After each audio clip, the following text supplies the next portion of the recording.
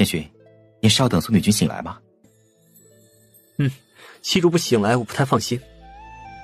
主君，你先去洗漱吧，这里我和崔公子守着，不会出事。想了下，起身跟着外面的下人去沐浴了。裴公子，此次多谢你救了我七主，这枚玉牌当作谢礼，以后裴公子拿着这枚玉牌到陈阁，下面所有经营的生意都可以让利或者帮助裴公子。裴玉琪看到那枚玉牌，心都颤了颤。虽说裴家生意遍布了整个凤鸾国，说是首富，这只是世家排名，而陈阁的生意和裴家几乎不相上下，每个州府县城都有他的存在。但是朝廷也从未查出来这陈阁的主子是谁，只知道他背后是江湖势力。这个我不能收，我救苏女君是我和她相识，之前她也帮过我，我和千寻更是好友，于情于理，我救她都是应该的。崔阳静静地看着没有说话，这星辰的势力真的是很打击人呢。武功高就算了，是个杀手组织的阁主也就罢了，还这么有钱，怪不得他背后对付杨家、谢家，还有那一些小的世家，陛下查不出来。那些势力在他的面前都不够看的，想来他手里还有情报组织之类的。他此时看了眼床上躺着的苏月瑶，心里想着，他未来七主要是直接哄好这位大哥，人生就彻底舒服了，想干什么干什么呀，那还需要折腾什么？陛下对这势力也是忌惮，也不敢贸然出手。而且关键是，这大哥对他还是有情的，没有找到人之前，他整个人都带着压迫感，找到了人后，如今又在善后，心性简直不是一般人能比的。他如今才反应过来，他的举动是为了什么？想来刚刚那位大夫已经知道苏月瑶肚子里有他的孩子，但是凤都的人只知道苏月瑶肚子里的孩子是主君的，那就说明什么？说明裴玉琪和那位大夫会第一时间知道苏月瑶怀了双生胎，就会有暴露的风险。星辰在众人都沉浸在找到苏月瑶的喜悦中时，已经想到这些并做了善后。崔阳心里起伏有些大，对星辰又有深一层的理解，直接起身说道：两位慢慢谈，我去外面透透气。他的心有些受不了，还要缓缓。苏月瑶到底如何招商这么有能力的人呢？这么看，他们适合都退出，让他们两人双宿双栖，太受打击了。你喜欢七主？裴玉琪有些羞愧，不知道如何说。你的眼神瞒不过我，如果七主以后喜欢你，娶了你也无妨。但是如今这枚玉牌你要收着，庄子里的大夫是百姓，还是有卖身契的。大夫的卖身契在裴家手里，他是负责这座庄子还有下面佃农的大夫。把这位大夫的卖身契给我，人我要带走，还有你身边的那个下人，包括你。郎君是苏女君身子有异，还是你们要瞒着她有孕的事情才把大夫带走的？我一直挺好奇的，苏女君在义县对千寻很好，按照她的性子，应该第一个会给千寻生孩子，但是孩子是郎君的，这中间怕是有了意外。而千寻那么担心苏女君，却一直没有进去看她，想来是怕大夫或者我看出什么。苏女君肚子里的是双胞胎，不同父。星辰听到裴玉琪的话，顿时身上带着杀意。我发誓，我保证不乱说，我的下人我会管好。大夫，如果你不放心可以带走，但也请不要害他性命。再说郎君这么有势力，我怕是也没有机会把这消息传出去。我是真心爱慕苏女君，只是裴家比较复杂，我的婚事我做不了主，所以我不会伤害她一分，还请郎君信我。妻主不想她怀有双生胎的消息传递出去，那如今要做的就是把一切威胁的因素灭了。但是这裴玉琪又是他们认识的，他倒是不好下手了。这枚玉牌你拿着，说到底你救了七主，但是具体的事情等七主醒来再说吧。不要，殿下，姐姐，不要，不要！苏月瑶直接被惊醒，坐了起来。没事了，七主，没事了。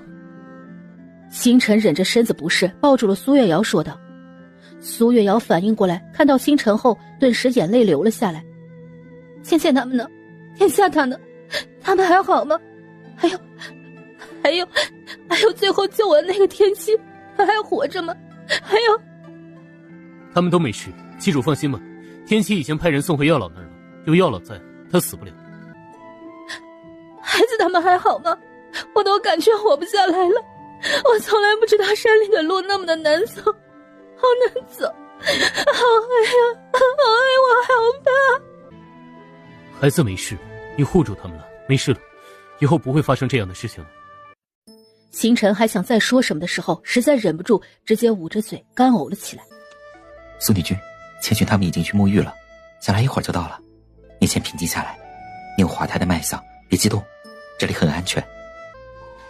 那辆马车里的人是你？是你救了我？啊，是的，我刚从南方赶回丰都，因为时间紧，我特意走的那条小路，救了苏女君。多谢你了。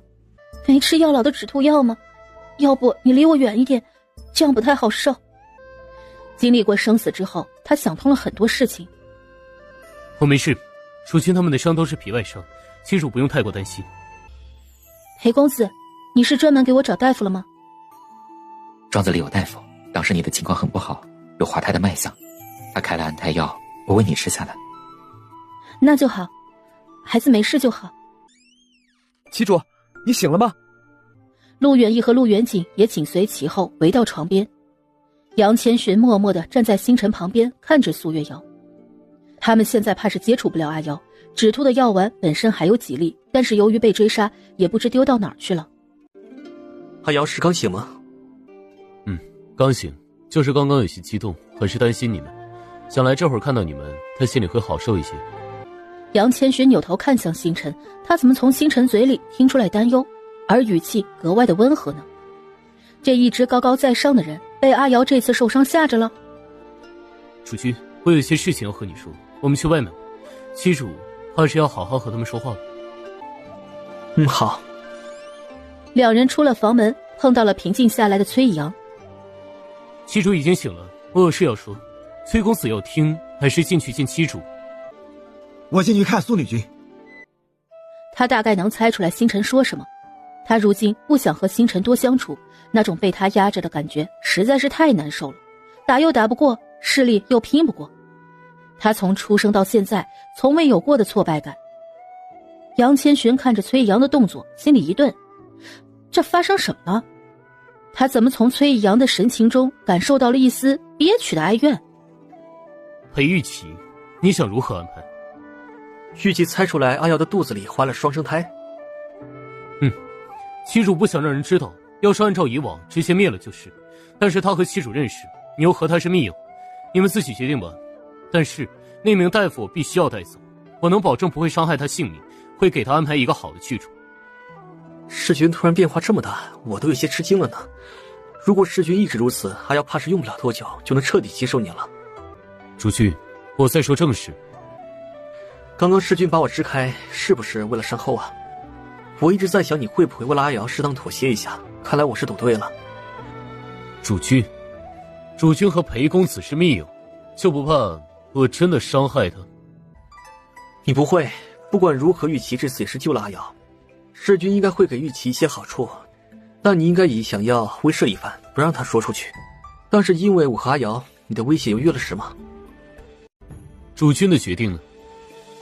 玉琪这边世君可以放心，他不会伤害阿瑶，他喜欢阿瑶，我和玉琪相交10几年，他的为人我最了解，能走进他心里的人，他看的会比他的命还要重要。但是如果她嫁人呢？她的婚姻不是她能做主的，人心易变。那也不会，君子之约，想来他已经答应过你了吧？玉琪有时候比我的心性还要坚定，他说到就会做到，即便付出生命亦会守诺。既然主君如此担保，裴公子我不会再插手。如果妻主生产前从裴公子这儿传出任何传言，我不会手下留情。他不会给你机会的，世君。我挺好奇你给齐豫的谢礼会是什么。主君这么想知道，去问他不就知道了？本阁主还是第一次见自己的密友如此惦记自己的妻主，还能做到心无旁骛。这说明什么？看来主君对妻主的爱是不是少了几分？星辰，主君还恼羞成怒了。没想到啊，高高在上的人也有一天会说出来打趣人的话，还任他打趣。这样的星辰倒是有一丝人情味儿了。阿瑶遇刺这件事情怕是瞒不住了，不出意外，大理寺和凤羽卫会出现。星辰，一会儿你带着你的人悄悄离开，其他人不会说出来。不用麻烦，我的势力不惧怕那些人。此时爆出阿瑶的弑君有如此势力，怕是女皇都坐不住了。你是想带着我们一起去隐居，不在朝廷管辖的地方生存？阿瑶如今有了身孕，还是稳妥一些吧。如果真到了那天，我们可是要仰仗你了。我明白了。星辰明白了其中的关键，说完就进了屋子。此时屋里所有人都围着苏月瑶说话。我没事了，你们都不要担心了。殿下，你当时护着我挡了好几下，伤口包扎好了吗？都是皮外伤，已经上过药了。唉，对不起，七主，是我没护住你。当时那么多人，很正常的，你们已经做得很好了。好在我们都好好的，能护住孩子已经是万幸了。这次刺杀的人抓到虎口没有？我感觉他们是孤注一掷安排的，那个洞穴想来挖了很久，而且如此大手笔对付我，他们也并没有直接要我的命，好像是要把我带去哪里。这些人都是死士，凤都城能私自培养死士的世家并不多，和七主有交集的除了杨家就是谢家，如今这两家动手的可能是最大的。回去后我们会秘密的调查，在凤都城里他们不敢轻易动手。好吧，看来我以后老实待在府里吧。七主不用担心，赤沙阁几日内必会查出来何人动的手。世君，这次多谢你安排的人手，不然七主也不会逃脱，被裴公子救了。不用谢，这次赤沙阁暗中监视的世家并没有发现异常，不是他们做的太过隐秘，那就是下令的人不在凤都城。这事我会安排人去查，以后七主暗处我会再派人保护。此次暗中跟着我的人都出事了是吗？众人都没有说话，因为他们在搜山的时候，陆远义之前安排的4人失手找到了3人，星辰派了4人，只有天八活着，天七伤得很重，还在药老那儿。地字辈的2人失手虽没有找到，但是一直没有消息传来，怕是也凶多吉少了。其实还有此次跟随苏月瑶的禁军，活着的人也不足1成。敌人几乎是算无一策地策划了此次事情，他们看着苏月瑶的状态，也不敢多说什么。他们的使命就是保护你。都是活生生的人呐，他至今都忘不了当时救他的那个天妻，明知道却引开那些杀手，他有可能会死，但是他没有任何犹豫的去做了。到底是谁要如此对他，想要把他带到哪里去？用了这么多的高手，他第一次觉得他的命好值钱，用了那么多人换的。月瑶，这次你遇刺，大理寺和凤羽卫都会来人，他们会彻查，所以暗处的人也不会再次轻易出手。杨家和谢家我会派人监督起来。大理寺和凤羽卫都要查吗？大理寺是要调查这些死士背后之人，凤羽卫会调查此次所有陪同女军出行的人。你们也要被查吗？女子遇刺受伤，我们也要担责任。这不是你们的错，为何要调查你们？七主啊，你别多想，凤羽卫今年成立就是为了保护女子，如今发生遇刺这么大的事情，我们被查那是必须的，这里面怕是连荀浩轩和怀妍希也要查。你们能不能不被查？阿瑶，这是法律要求，我们也就被问话而已，没事的。还有一会儿星辰就会离开，此次救援的是我和策军找的保护阿瑶的人手。众人听到后也明白了其中的关键。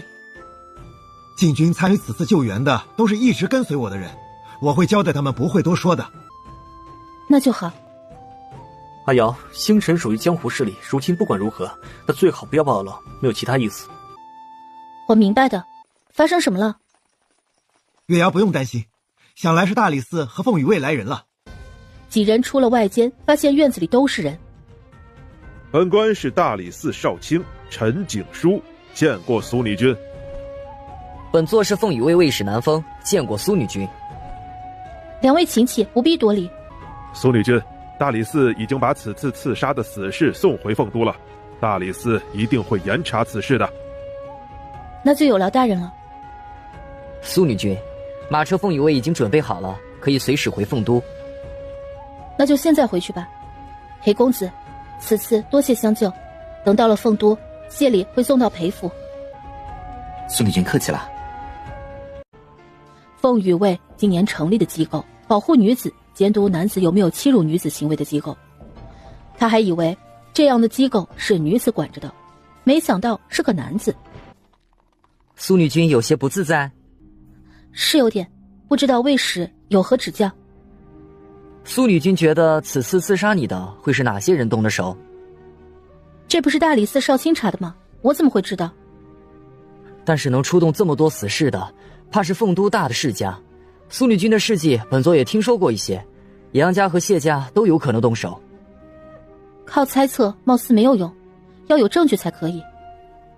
苏女君不用如此防备本座，本座是保护女子不受伤害。你可以说说这次你的郎君们可有哪里做的不对，有没有护着你？你如今有了身孕，更是凤都保护的对象，此时是何人提出要出来游玩的？原来卫使大人想问这些。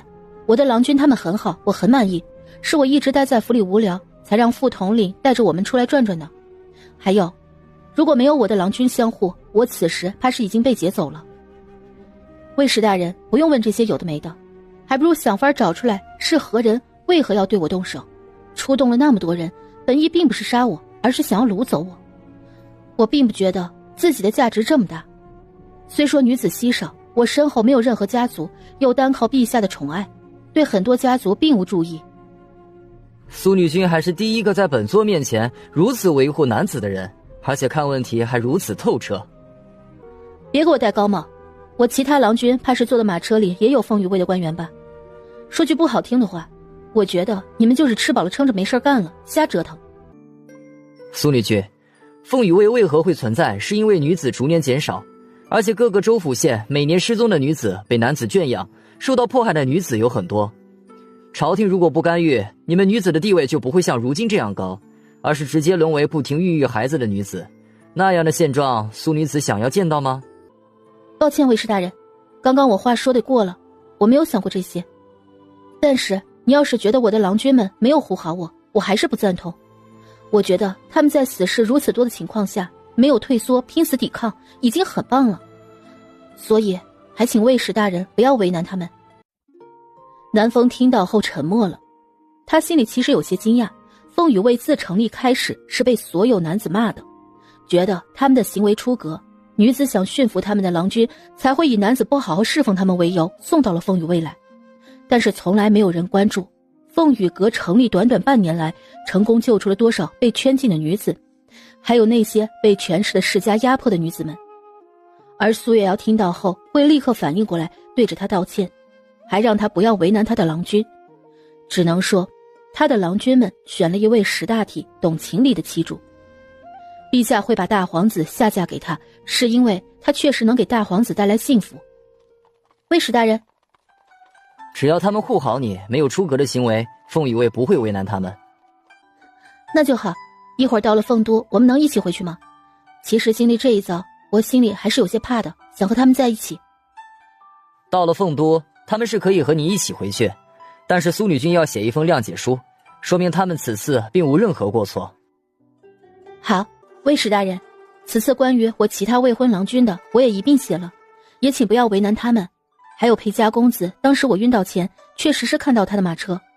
裴公子能及时请大夫救治我，他并没有任何过错。苏女君能猜出来，到了凤都，他们要到凤羽卫，你不好奇如果我带他们走会发生什么吗？会发生什么？是罚抄难得，不会是要挨打吧？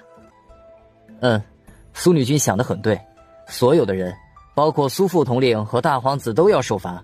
好在你的胎儿保住了，不然他们怕是罚得更重。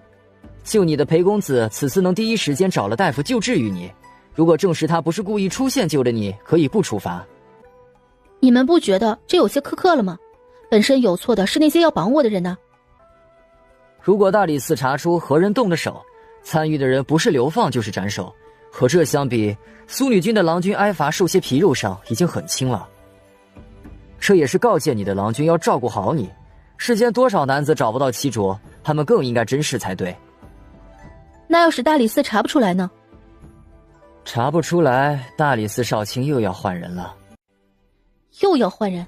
难道大理寺少卿换了好几个了？陈老大，人如今任大理寺卿，少卿如今是他们的嫡出二公子，刚刚上任。不出意外，大理寺卿就是这位二公子担任了。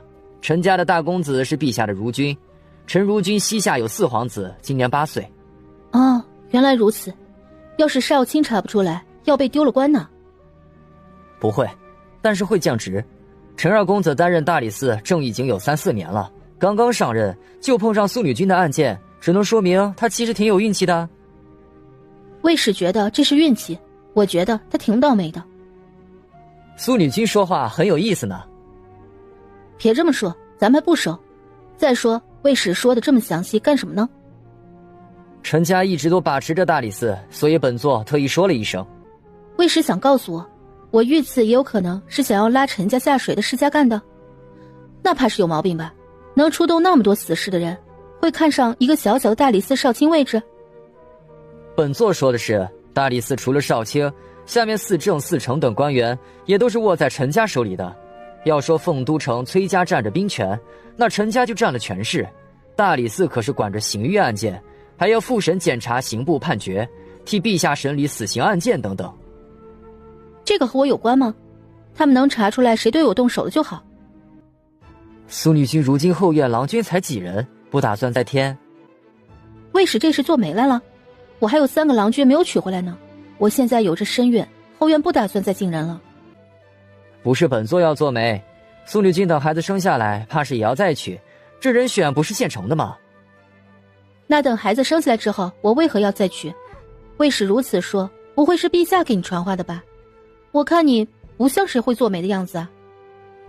要是陛下真要求苏女君，你还会如此拒绝吗？当然要拒绝，我后院都8个郎君了，我娶那么多公子干什么？那苏女君不对裴公子负责？我和他清清白白的，需要负什么责？裴公子可是亲自抱着你上的马车，听说那晚的安胎药也是他抱住你亲自喂给你的，今日他又跟着你上了凤羽卫的马车，他的名节可还在吗？这些你怎么知道？凤羽卫有特殊的渠道知道，苏女君是准备毁了男子的名节后直接不管。他和我主君是密友，他救我本身就是看在我主君的面子上的。凤羽卫不能不让这些消息传出去吗？苏女君想法真的挺天真的，裴公子以后怕是不好嫁人了，要不就是他们二房给他介绍女子，试图掌控他。为何刚还要撮合他和陈家人，这又说到了裴玉琪身上，这中间有什么关联吗？凤都的官宦世家都是有800个心眼子，他有时候猜不出来他们到底是什么意思。苏女君，这辆解书要在凤羽卫门前展示，你不介意吗？不介意，本身也不是他们的错，你要是罚他们，我怕也不愿意，我会护着他们。如今他执掌凤羽卫，众人即使再不喜，也都会很客气的交谈。但是这苏月瑶喜欢不喜欢都摆在脸上了，确实和其他女子不同。不喜男色，不攀权势，怪不得陛下如此看重他。到了苏府后，殿下，你们这是发生什么了？没有发生什么，妻主对我们真好呢。是吗？我觉得还好吧。这次你们也都受了伤，咱们赶紧回家休息吧。真好啊，他活着回来了。以后他决定还是老老实实待在家，杜绝危险。裴公子，这次多谢你救了我，一起进府用过午膳再走。多谢苏女君，我如今已经离家太久，裴府还有些事情，我先回府了，改日再上门拜访。那好吧，春日去准备马车送裴公子回去。好的，女君。之后众人进了府邸。阿瑶，你芊芊是不是想问你们为何没有进凤羽卫？是不是？阿瑶起了谅解书。是啊，此次也不是你们的错。那个卫士说了，你们进去怕是要挨罚。你们要是因为这受罚，我会心疼的。妻主又要在凤都出名了。啊？为何啊？因为妻主是第一个给凤羽卫出具谅解书的女子。芊芊，这个谅解书是不是需要对外展示？不需要，女子只要担保自己郎君，这谅解书你就走个过场。你那份谅解书是要对外展示的。是啊，那个卫士先是说了你们要怎么被罚，之后说不罚你们可以出具谅解书，又说谅解书要在他们门前展示，问我介不介意。我以为是必须要展示的。七主啊，其实也没事儿，顶多有男子会觉得你对我们很好而已。这人很奇怪，还给我介绍陈家的事情，还说了裴公子，总感觉这人不像好人。其他人听着苏月瑶的话都顿了一下，刚想再说什么的时候，发现星辰站在会客厅门口。七主，药老已经在等候了，让他给你把脉看看。好。没什么大事儿，之前的安胎丸继续吃上吧，以后午间加一碗滋补的汤药，过10天我再来把脉看看。什么？那个药丸还要继续吃啊？还有汤药？近来女君是否小腹隐隐作痛？再不好好养着，恐怕这孩子都危险了。那好吧，我吃我喝还不行吗？用膳也注意些，最近都饮食清淡一些，辣味的菜不准再吃了。清淡的饮食，我要吃多久？等10天之后我再把脉看看吧。药老说完后就直接离开了。七主出门几日，主君、侧君他们身上又有伤，我是最方便照顾七主的。我自己可以的，不用特意照顾我。七主走之前可抉择好了，要如何？你那是给我抉择的吗？星辰，你要是在乎我，或者是喜欢我，就直说，可以吗？我在乎七主，喜欢七主，七主以后就会好好对我。也不是不可以，那你以后不准那么威胁我，更不准用我其他的郎君的命来要挟我，也不准再用那冷冰冰的语气和我说话，还有，不准摆出那高高在上的姿态，还有，你看，你又威胁我，我是你的妻主，不是你的属下，你这样子，我有些害怕嘛。你还会害怕？之前那么折腾我的劲儿去哪儿了？那你那时候也没有那么威胁我呀，你不是让我出气的吗？还有，你不吐了？你吃了药老的止吐药，对不对？星辰，那个救我的天妻，她还活着吗？活着。星辰，我能不能去见见那个天妻？我想当面说声谢谢她。不用，他护着你是他应该做的。再说，这次也是他们的失误，在发现危险的时候没有第一时间发出求救信号，也要罚。啊？星辰，能不能别罚？我觉得当时如果没有他们，我怕是已经被接走了，功过相抵，好不好？这个是沙阁的规矩，没有完成任务受罚是规矩，不能破。我求情也不行吗？也不是不行，但是七主拿什么换？苏月瑶看着星辰面无表情的样子，有点猜不准他的意思。七主还没有想好吗？那个，非有交换吗？我是你的妻主，不应该都听我的吗？在府里我可以听七主，但是弑杀阁可是有规矩的。天七和天八这次没有完成任务，按照规矩要杖刑100，之后回去受训一夜。杖刑100，那还能活着吗？星辰，你骗我的吧？杖刑100，怕是会打死人了吧？如今也不知道到底是谁对自己动手，有星辰在，他们会很安全。他心里其实也不是很排斥他，以后他要是不再像之前那样对他，这样的生活下去也不是不行。苏月瑶想着想着，慢慢的睡了过去。杨千寻他们几人站在门外。主君，星辰确定不会惹妻主生气吧？星辰心里是有阿瑶的，他只是习惯了命令，下命人服从。这次阿瑶出事，他应该会改变一些。他对阿瑶的担心不是假的。我们再等一会儿，妻主不出来，想来就是没事了。妻主能接受星辰是最好，要是实在不行，就把他们俩隔开。阿瑶经历至此不会再折腾了，他心里明白，我们如今在外面的敌人不知道是谁，这个时候也不适合窝里斗。主君真的很了解妻主啊。你们心里也是有底的，阿瑶心思和其他女子不同，我们顺着她就好。几人又等了一会儿，发现没有动静后就走了。等苏月瑶再次醒来后，已经是下午。七主醒了，先用膳吧。好。我特意找的擅长做清淡饭菜的厨子，七主尝尝看。好啊，我尝尝看，味道确实很好吃啊，鲜香鲜香的，肉质处理的特别好，没有一点的腥味。星辰，这肉他们是用了特殊的处理吗？一点腥味都没有。这个我不太清楚。好吧，一会儿我去问问。七主很好奇这个。有点。我发现猪肉我们使用的不多，想来就是猪肉本身带着腥臭的味道。如果没有这个问题了，是不是下面的百姓多了一种吃食，或者改善猪肉的口感，让更多的人吃？七主，你有解决猪肉腥臭的办法？是啊，能解决。但是我挺好奇你的厨子是怎么把猪肉做的这么好吃的。天一，去把厨子叫过来。好的，世君。厨子们过来的时候，苏月瑶已经吃的差不多了。女君有话想问你们，你们如实说就是了。好的，世君。我想知道这道菜的猪肉是怎么处理的，为何没有腥臭味？女君，这是为了口感好，今日专门杀的小猪。原来如此，我知道了。他要是开一间酒楼，专门做猪肉的饭食，是不是也能挣上一笔？毕竟这里的猪肉很便宜，吃的人还少，推广开了，猪肉一定大受欢迎。七主，你自想做猪肉的生意？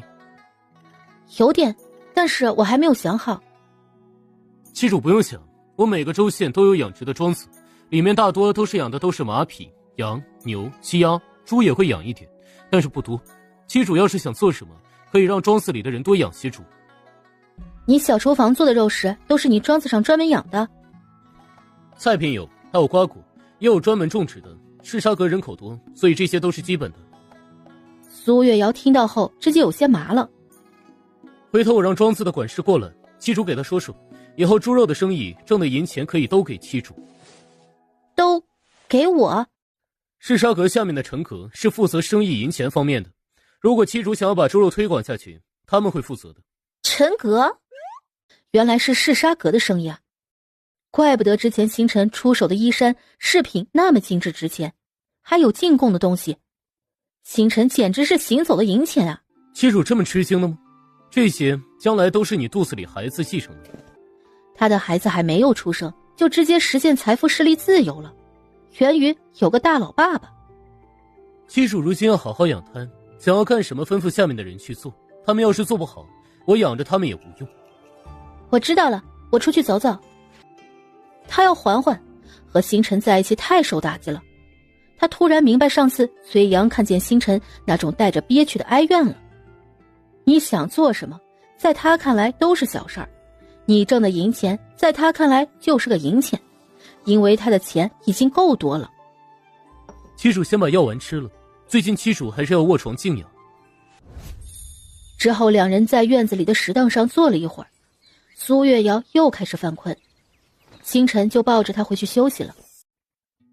他们查出来的是顶替的人，这次七主出事，杨家、谢家还有萧家都出手了，但是大理寺查出来的所有证据都是指向杨家的一个旁支，这个旁支和凤都、谢杨两家并无来往，但是和之前被陛下流放的郑家有关联。好复杂呀，这么多人想要我的命啊，他们想要把我掳到哪里去啊？赤沙阁把当时的死尸头领抓住了，从他嘴里得知，他的主子只要求把七主送到边城女楼里，而他并未见过他的主子到底是谁。什么？女楼里？萧家我并没有和他们结仇啊，周老夫子也很照顾啊。杨家和谢家他觉得有可能，但是和萧家还真的没有什么仇怨呢。萧家的两位嫡出的公子之前想要嫁给七主，但是七主不喜欢他们，一两次的拒绝。上次你在城东乘船出事就是他们做的，我事后给了他们教训，没想到他们这次直接篡夺他们的母亲萧氏出了手。萧氏之前是我对他们出手太轻了，凤都不会有萧氏的存在了。这男子嫁不成生恨呢，可惜了周老夫子。周老夫子我不会动他，即使萧氏落幕，周老夫子的文人地位不会变。杨家和谢家怕是因为我之前对付他们，导致他们直接出手对付你。谢家在边城的军权被我用计架空了，女皇最近应该捡漏成功收编了。杨家的生意门阀都被我给破坏了，他们想来是察觉出来什么才动手的。边城谢家没了兵权，但是暗处隐藏的人还是有的。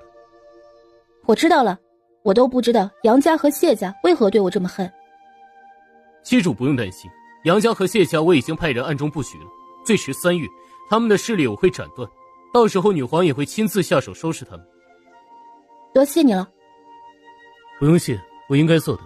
妻主如今就好好养着身子，比起孩子，我其实更想妻主身子好。这样温柔的星辰真是让人无法拒绝。要是当初他们相知相识，他没有那么折腾自己就好了。少卿大人，不知道查出来谁动的手了吗？查出来了，所有的证据都指向凤都杨家的庞之。这庞之以前和郑家来往甚密。郑家已经被处置了那么久，他们这时候派人掳走我，是不是有点晚？当时郑女君被陛下罚入女楼，她私自出来了，去了庞之杨家。那好吧，陛下很是震怒，明天就会下旨处置他们。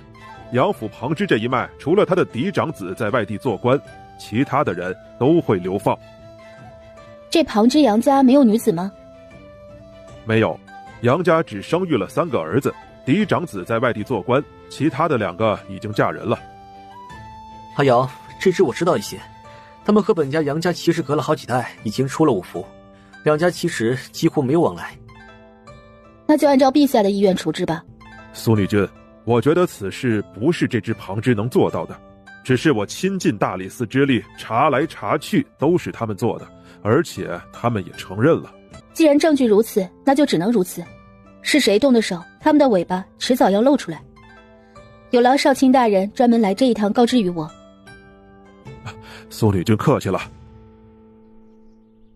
杨千寻他们去送大理寺少卿陈锦书，苏月瑶已经半躺在院子里的大树下了。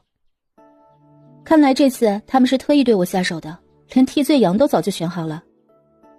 杨家和谢家势力会慢慢消减的，妻主不用过多担心。上次他们出动那么多死士，手里还有人吗？嗜杀阁已经查出来他们圈养死士的地方，那些死士活不了多久。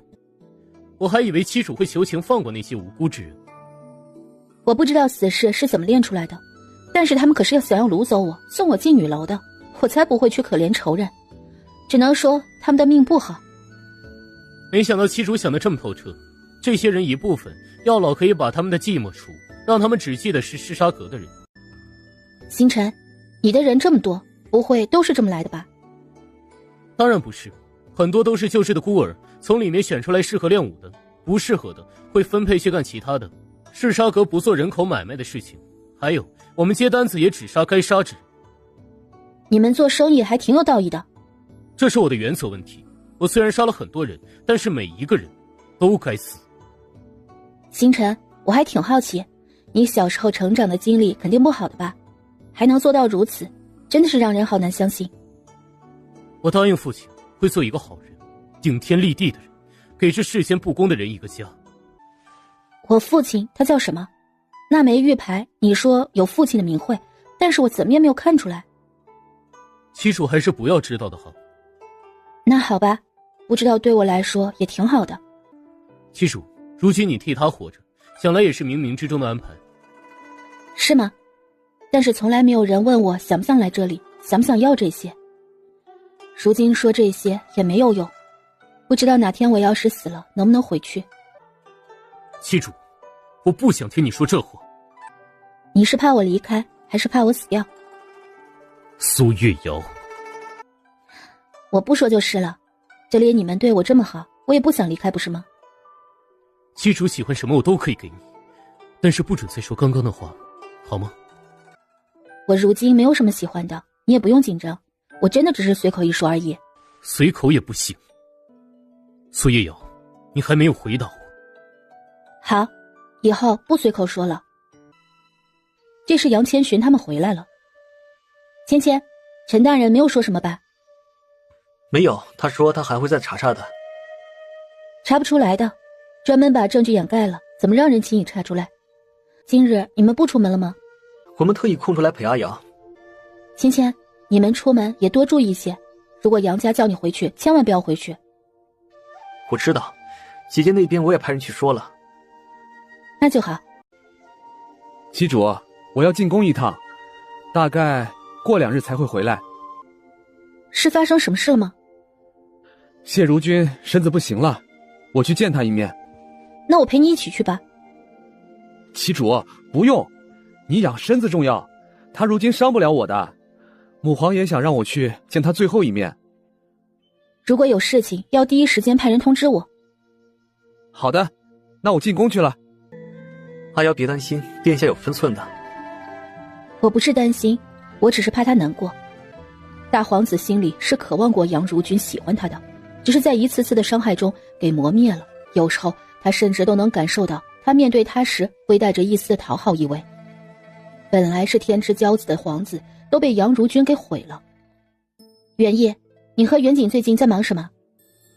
旗主，我在和药老一起学习，药老指点我很多药理，元景在记药材。还要谢谢师君成全。不用。元烨，你们这几日就不用陪我了，好好跟着药老学习，机会不多。多谢旗主。旗主，我能不能不去认药材啊？好多啊，我都记不住。元景，不得胡说。元烨，元景是要认识药材吗？旗主，哪有那么简单嘛？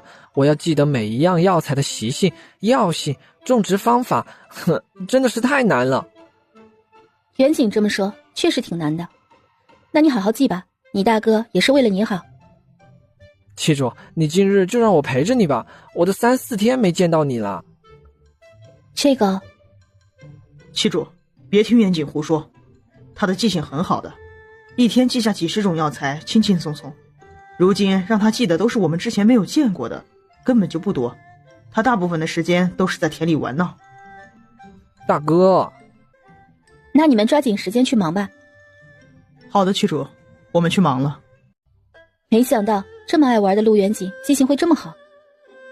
阿瑶，世家公子自小少不了很多培养。义县陆家可是建成大户，元景爱玩闹，但是有些事情他也必须要会的。好吧，他这性子其实我挺喜欢的，蹦蹦跳跳的，充满朝气少年般的感觉，希望他一直如此吧。阿瑶喜欢的总是与众不同一些。那当然，他这款其他女子不喜欢吗？女子包括女子家族都是喜欢稳重持家体贴的男子。一般来说，我们要把女子照顾好，还要在外多挣些银钱回来。最重要的是要有人脉关系，帮持女子母族。不然当初远一为何和元景一起嫁给旗主呢？元一在整个义县包括阳城府都受女子喜欢，要不是为了元景，他应该不会一直不嫁人。好吧，元烨真是一位好大哥呢，这么护着元景。星辰你不忙吗？只有大事需要我决策，小事都靠他们自己安排。你手里的人确实很有能耐呢。阿瑶，荀家和桓家，要不礼品先送，化作晚些天。晚些天吧，等我把身子养好了，该和易阳成亲了。你们这几天又不让我作画。记住，娶新人不急，但是你的身子要养好。不急那就不急吧。药老的医术真是高，特别是那个止吐丸，你们不吃，看见我想吐，是不是心理作用？星辰，我看你阿瑶肚子确实不舒服，刚开始那几天不见阿瑶也不舒服，你呢？我之前在外面办事的时候确实有些不舒服，只是药老不在，我也找了其他大夫，他们没有查出来。星辰，不得不说你武功很高，我刚有反应的时候，不见阿瑶也能吐得下不了床。那个，我问一下，孩子出来后，你们怎么能确定是谁的血脉呢？阿瑶这个不用担心，是谁的孩子我们能感觉出来。还有最重要的一点就是父亲身上有胎记，孩子也会长在一处形状大小都一样的。你身上也有处胎记，我想想在哪呢？世君记得在哪吗？好像是在……你们两个够了，再说我就生气了。我再问一个问题，孩子生出来后你们怎么喂养的？平民百姓家是朝廷提供羊奶喂养，世家一般在女子4个月的时候会养上母羊或者母牛。喂养孩子是男子的事情，女子一般不负责。刚生育过的女子身子太虚，要好好滋补几日。孩子也太过吵闹，影响女子休息。这里的女子没有奶水的吗？虽然说不合理，但是是真爽啊！不用喂养就彻底告别半夜起来给孩子喂奶了。记住不用担心，世沙哥已经在选合适的母羊和母牛了。这个你们决定吧，他就等着生就好了。之后2天，陆元义和陆元景各自陪了苏月瑶1天，但是大皇子一直没有回来，加上他进宫的那天已经过去了3天，苏月瑶有些着急。芊芊，昨日殿下没有送消息回来，我想进宫去。阿瑶的身子，我身子已经好了很多，这几日都是远医给我把脉的。不是说我的胎相恒稳了吗？我总感觉有事发生。阿瑶先别急，我派人给益阳传信，让他陪你进宫去。也好，那我们等一会儿吧。女君、主君，崔公子今日去了禁卫军营，最快也要到下午才回来。不行，我不能等了，我现在就进宫去。阿瑶，我陪你去。没有陛下传召，我的腰牌只能自己进去的。我在宫门口等你。行，我入宫先去御书房拜见陛下，之后再去见殿下，我不会出事的。好。杨千寻在走之前又派人去通知了崔阳，星辰这2日去处理事情了，想来今日会回来。芊芊，我如今有孕，宫里人不敢对我动手的。杨如君和谢如君都被禁足，他们不敢如何的。阿瑶，要不我们等益阳回来，他是禁军陪你一起进宫，我放心一些。可是我真的是有些担心殿下，殿下昨日没有派人传消息过来，就非常不对。那阿瑶进宫之后一定要小心，不要硬碰硬。放心，我有分寸的。苏月瑶进了宫之后，跟着前面的内官往宫里走去。内官，我先去拜见陛下。奴知道规矩，这就是往御书房走的路。好的，有劳了。等苏月瑶到了御书房门口时，并没有看到福安，而是一名陌生的内官。苏女君，陛下今日身体不适，不见外臣。福安内官呢？我可以见他吗？福安内官嘛，如今在陛下身边伺候，无法见女君了。我的郎君大皇子前2日入宫了，我可以去他的宫殿见他吗？可以，但是女君要早早出宫啊。好的，内官我知道了。苏月瑶到了大皇子宫门口，看着守着的内官还算有些脸熟，心里松了一口气。女君已经到了大皇子宫殿了，奴要回去复命了。好，多谢。殿下现在在哪儿？回女君的话，殿下从前日回到宫里，就一直把自己关在殿中，谁都不见。什么？我进去看看。当他走进宫殿的一瞬间，外面的宫门突然关闭了。你们这是何意？女君，殿下在殿里等着你呢。苏月瑶跟着2人进了会客房间，眼睛一缩，发现屋里面有好几个人。杨如君、谢策君、大皇子呆坐在椅子上，角落里还有被绑着的裴如君和裴玉琪。这是个什么情况？2个被禁足的人怎么都在大皇子的宫殿里？连裴如君和裴玉琪也在。苏女婿，又见面了，你既然不慌。我慌什么？我如今有了身孕，受朝廷保护的。我今日要是在宫里出了事，你们也逃脱不了。殿下，殿下，发生什么事情了吗？七主，你不该进宫的，他们就是想把你引进宫，从而毁了你，甚至想知道你背后的那些势力。先说你怎么了？我的好儿子，对你感情真是深厚呢，被我下了毒，还死咬着不愿多说一句关于你的事情。谢策君，你们这么做，不怕陛下事后怪罪吗？陛下如今都中毒了，我怕什么？我和杨如君可是动了宫里所有的力量，才顺利的把你弄进宫。连君后一直都在照顾陛下，谁还有精力管你们会发生什么？谢家如今走到如此地步，都是这孽种惹的祸。长了一张好看的脸，帮谢家笼络人有何不对？嫁给你也就罢了，为何还要对谢家下手？不是你们谢家杨家出动那么多死士，想要掳走我的吗？我怎么就对谢家动手了？苏月瑶，你还在装？你身边保护你的杀手到底是哪些势力？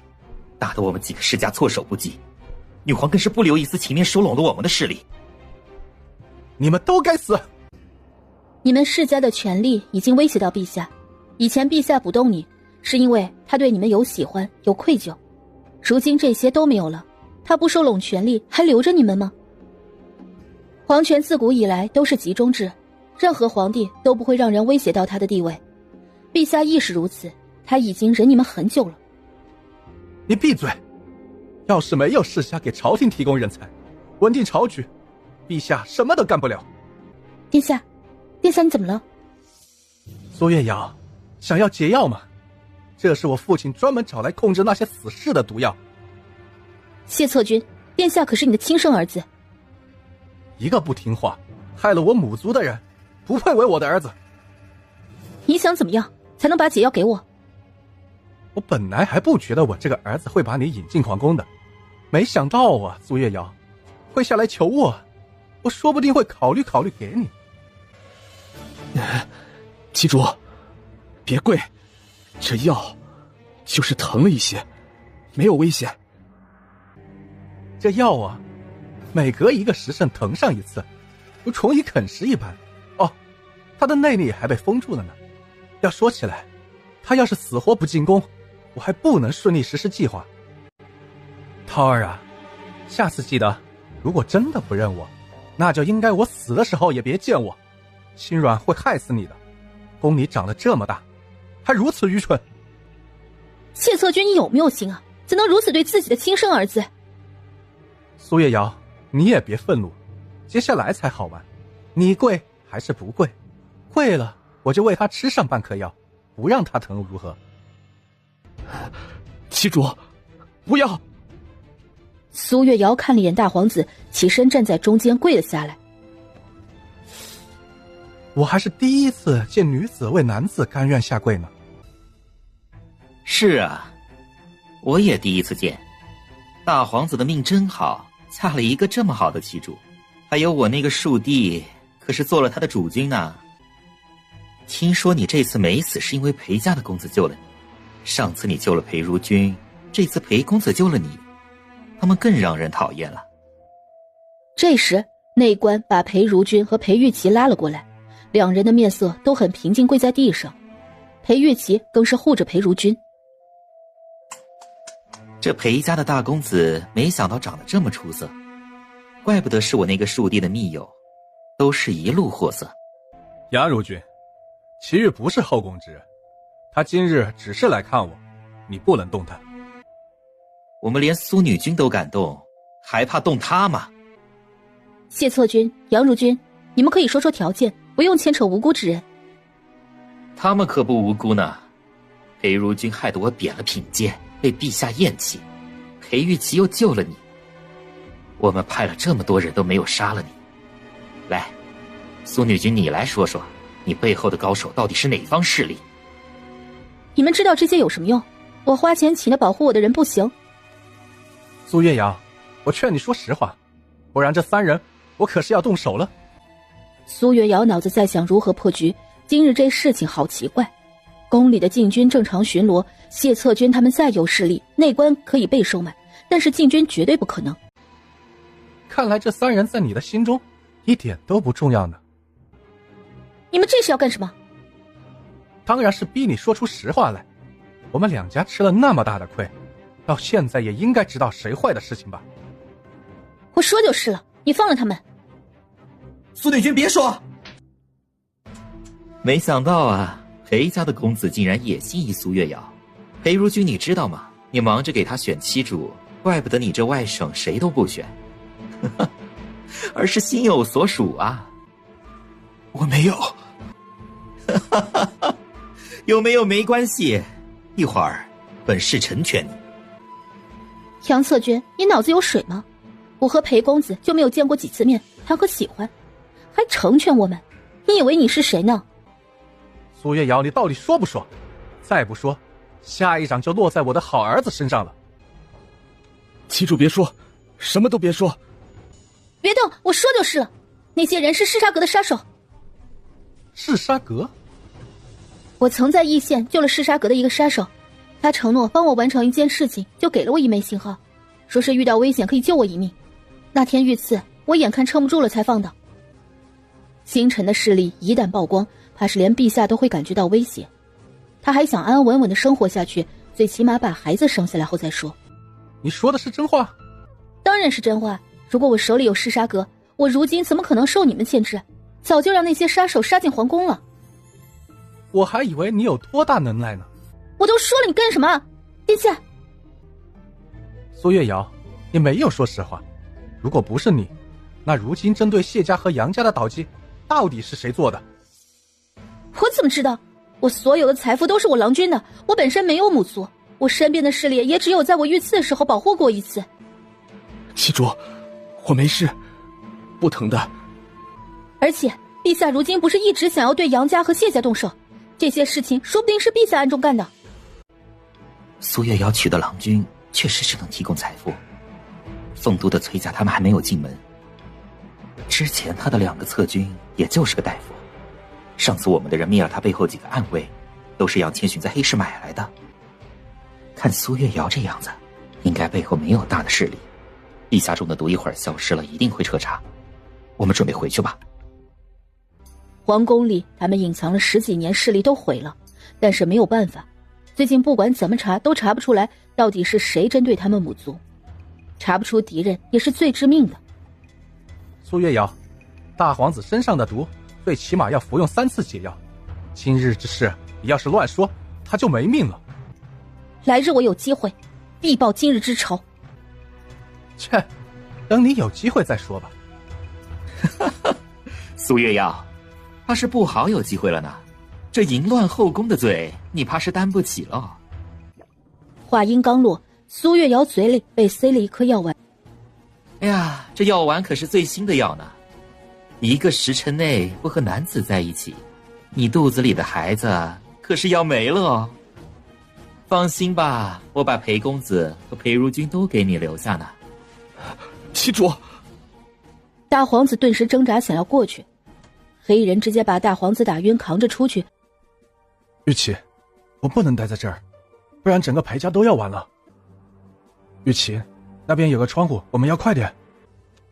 小舅舅，以后裴家靠你了，我怕是管不了了。祁煜，把手给我。祁煜，快！小舅舅，快走，快走！我不能不救他。裴公子，你离我远一点，远一点。苏女君，苏女君想要护着你肚子里的孩子吗？我可以的。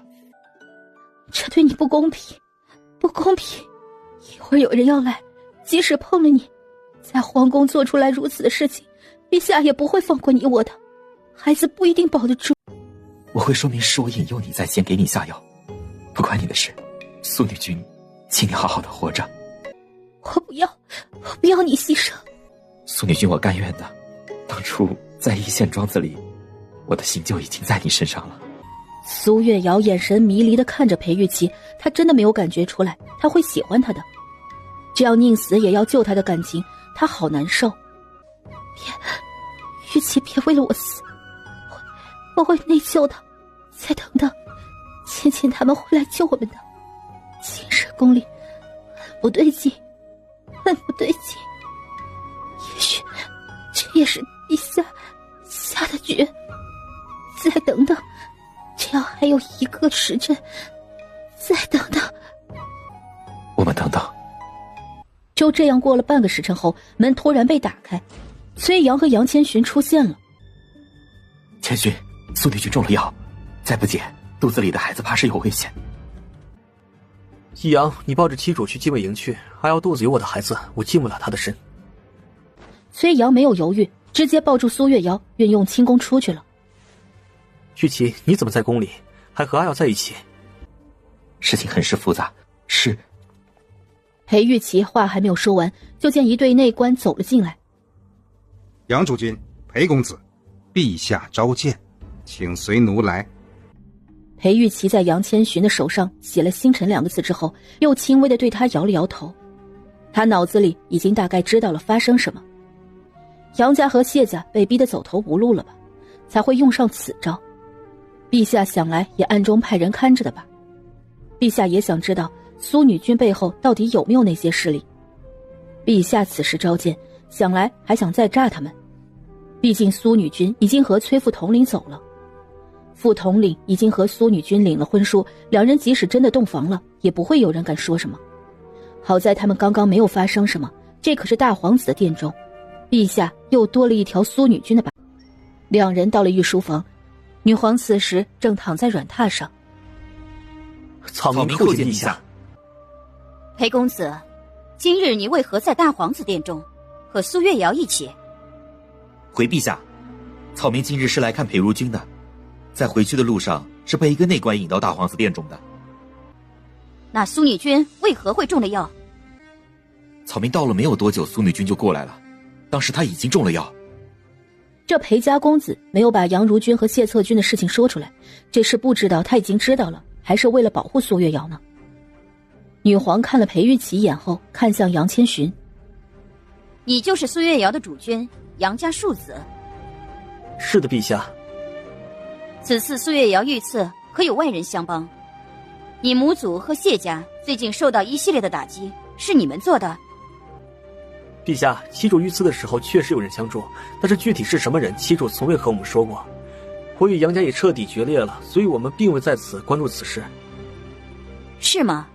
凤都都在传，苏月瑶背后有了势力，直接对付的杨家和谢家，连萧家这2日也都被针对了。”“妻主手里并无其他势力，不然今日也不会自己一个人进宫来，更不会拿孩子做赌注的。”“欺君之罪，你们想好了？”“陛下，草民说的句句属实。”“草民也是。”“苏月瑶中药之事，朕会彻查，你们先回去吧。”“陛下，妻主一直担心大皇子，不知可否我们一起回去？”“谢策君身染恶疾，时日无多，大皇子才会逝疾2日，等再过2日，他必定回去。”“好的，陛下。”“福安，你说，这苏月瑶背后当真没有一丝势力？”“陛下心里已经有了决断，不是？”“暗卫离得远，店里具体发生的事情，听到的都是大致情况。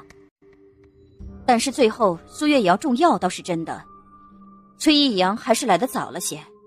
要是这苏月瑶真的和裴家公子在店里发生什么，朕还能处置下苏月瑶，再试试苏月瑶背后到底有没有势力。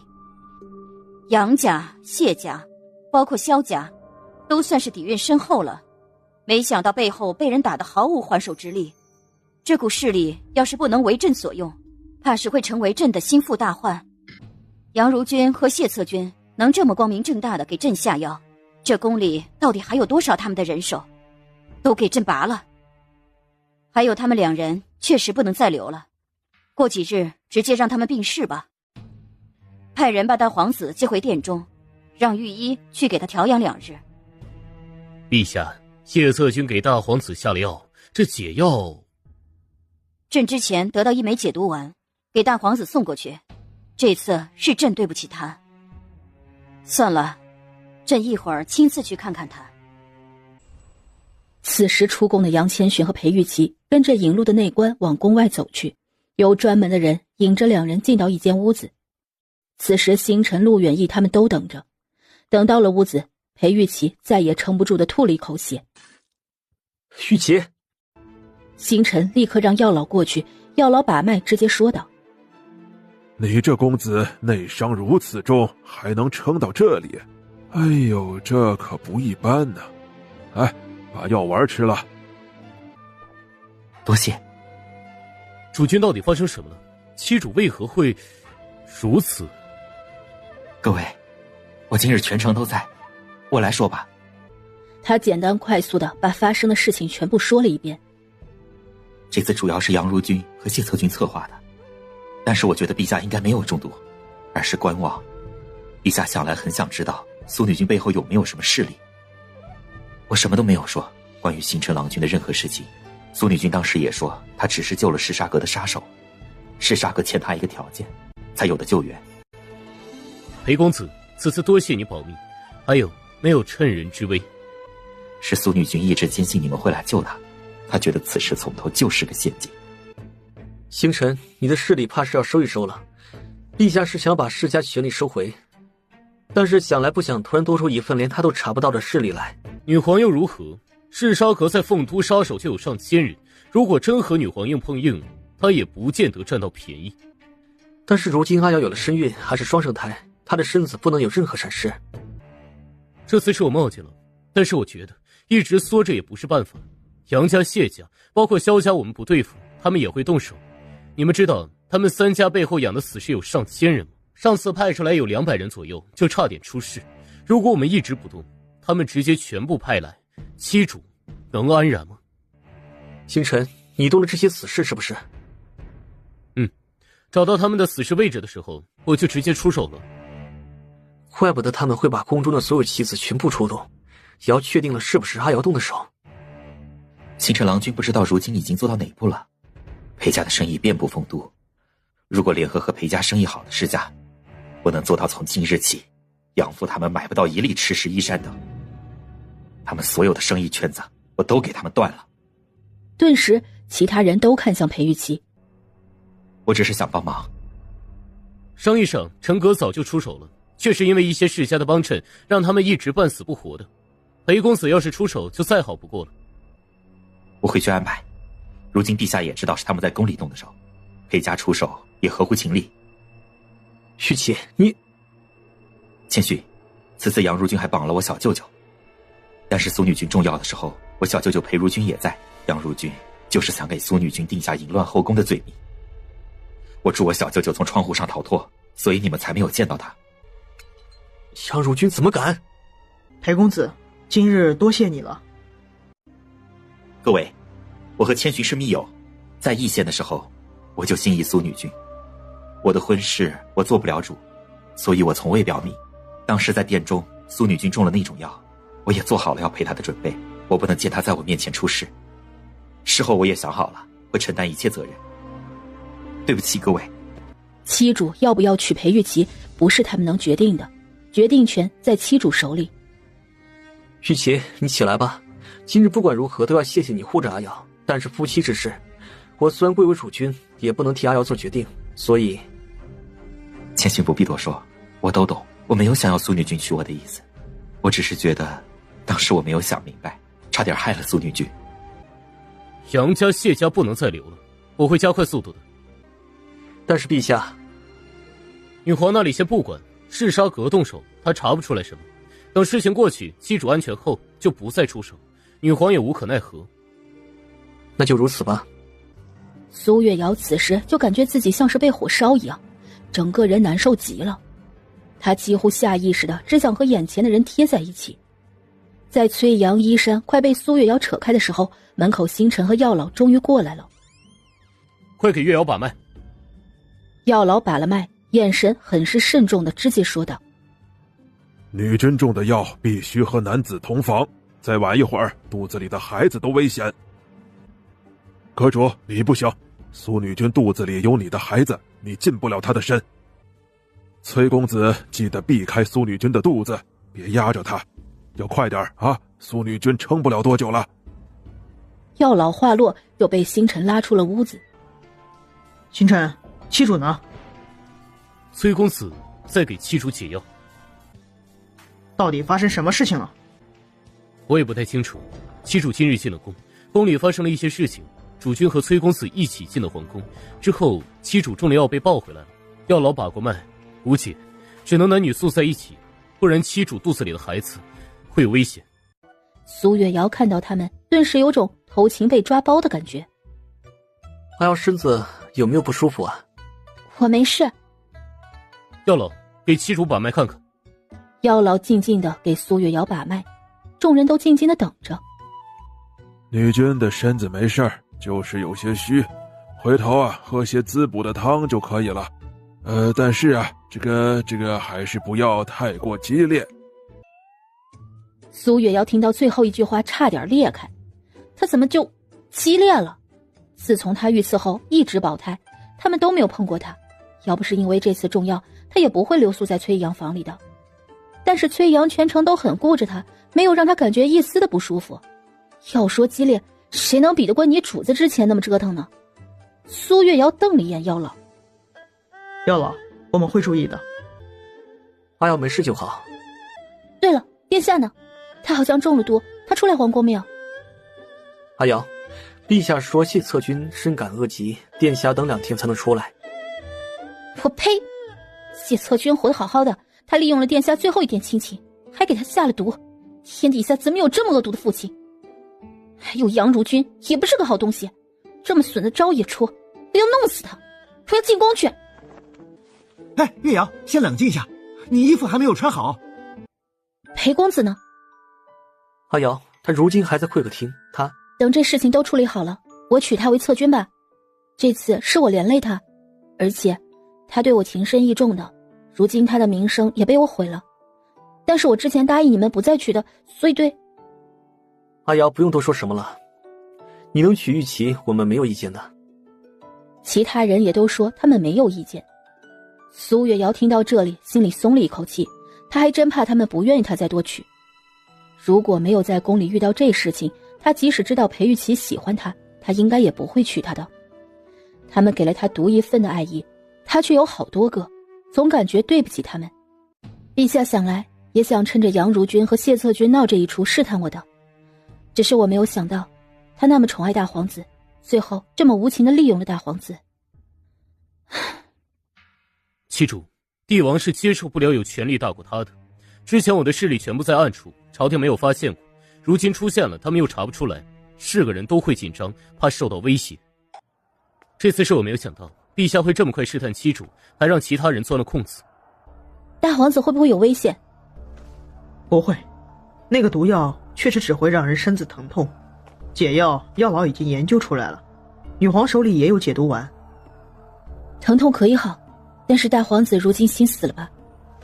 亲生父亲从未关爱过他，连宠爱他的母皇在遇到利益问题时选择的是利用而不是护着他。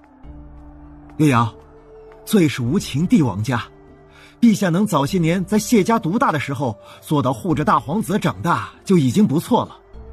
陛下一直都是想把世家的权势拔除的，这个时候他确实害怕新出来的势力。女皇这么做真是让人反感，我还以为她是一个明主呢，没想到。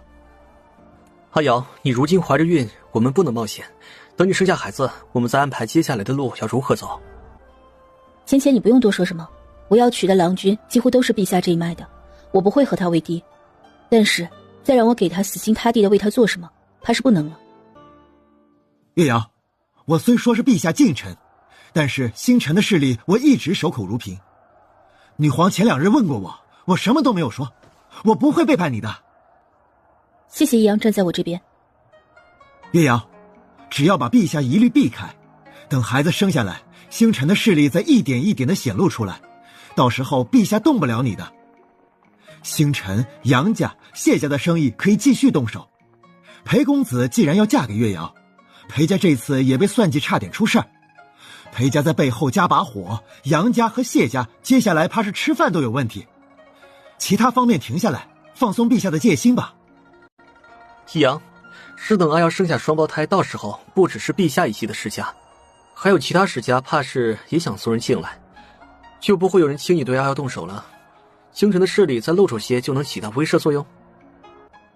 没错，凤都有孕的女子不多，岳瑶占着文人馆文人身份，还有官职，背后没有母族，是最好的联姻对象。我会通知赤沙阁停止一些事情的。要不是七主有孕，杨家谢家他都想直接灭了。此时的皇宫，大皇子吃了女皇送来的解毒药丸，坐在一旁眼神阴冷。殿下，陛下已经下旨处置谢策君和杨如君了，一会儿陛下会来看您的。母皇真是把我利用的彻底啊！我七主如何了？杨如君竟然给他下那样的药！苏女君被副统领带走了，想来是不会出事的。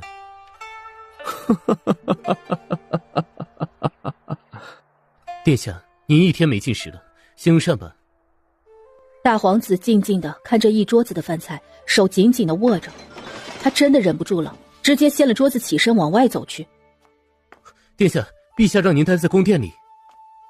都给本殿下滚！大皇子起身继续往外走，他要去杀了那2人伤害七主的人，他即使是死也是要杀了他们。他们怎么敢的？涛儿，你要去弑父吗？母皇，你把儿臣当什么了？一枚棋子，又或者是能利用的时候都利用上一回？您明知道我对苏月瑶的感情，你让她进宫来，让她看到我如此不堪的一面，又或者我被谢色君下了毒药后，您就不担心我有一点闪失吗？涛儿，丰都杨家、谢家可是100年的世家，母皇要对付他们都要费上很长时间，但是突然出现的势力几乎立马就能瓦解他们。这样的势力存在，你让朕如何安心？是苏月瑶和他们结仇之后，这股势力才突然出现的。朕为了社稷，不得不是。哼，母皇是为了社稷，还是为了你的权势？为了权势，儿臣是不是随时都可以被舍弃？而且母皇您自始至终也从未相信过儿臣，不是吗？苏月瑶一个无家可依的人，她背后怎么可能有那么大的势力？没有吗？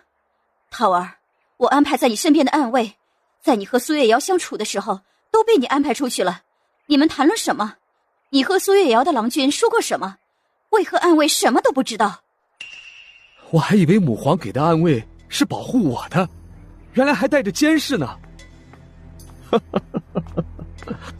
您竟然舍弃我了，为何还出现在我面前？母皇没有舍弃你，那毒药母皇事前已经找人查验过了，只会让身子疼痛，并不伤害性命。好，只要身子疼。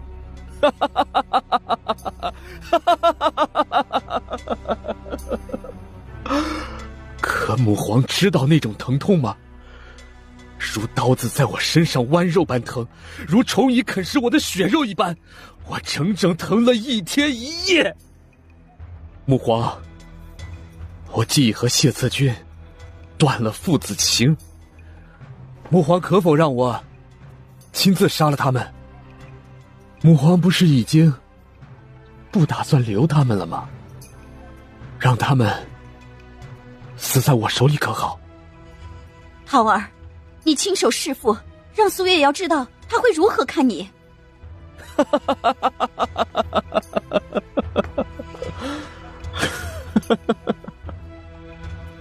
如今像我这样的人，怎么配待在他的身边？他为了我，跪在我深深父亲的面前，求他们。而母亲呢，冷眼旁观地看着。我放在心里的人，你们珍视过吗？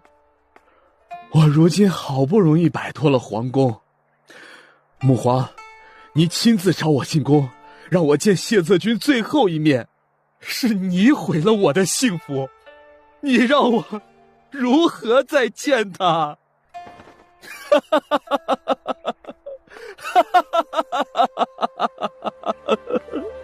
母皇不答应，我也是要做的，我绝不放手，即便是死。大皇子说完，直接一个闪身消失了。来人，拦着大皇子，立马召苏月瑶进宫。女皇这一刻慌乱的下令。大皇子运用轻功，直接去了杨如君的宫里，抓住他，带着他去了谢策君的宫里，直接把杨如君扔在院子的地上。我的好儿子这是来报仇了。大皇子，陛下让你回去。我看谁敢拦我！杨如君被大皇子的行为吓得连连后退。大皇子，我是陛下的如君，你的长辈，你……哼，你算哪门子的长辈？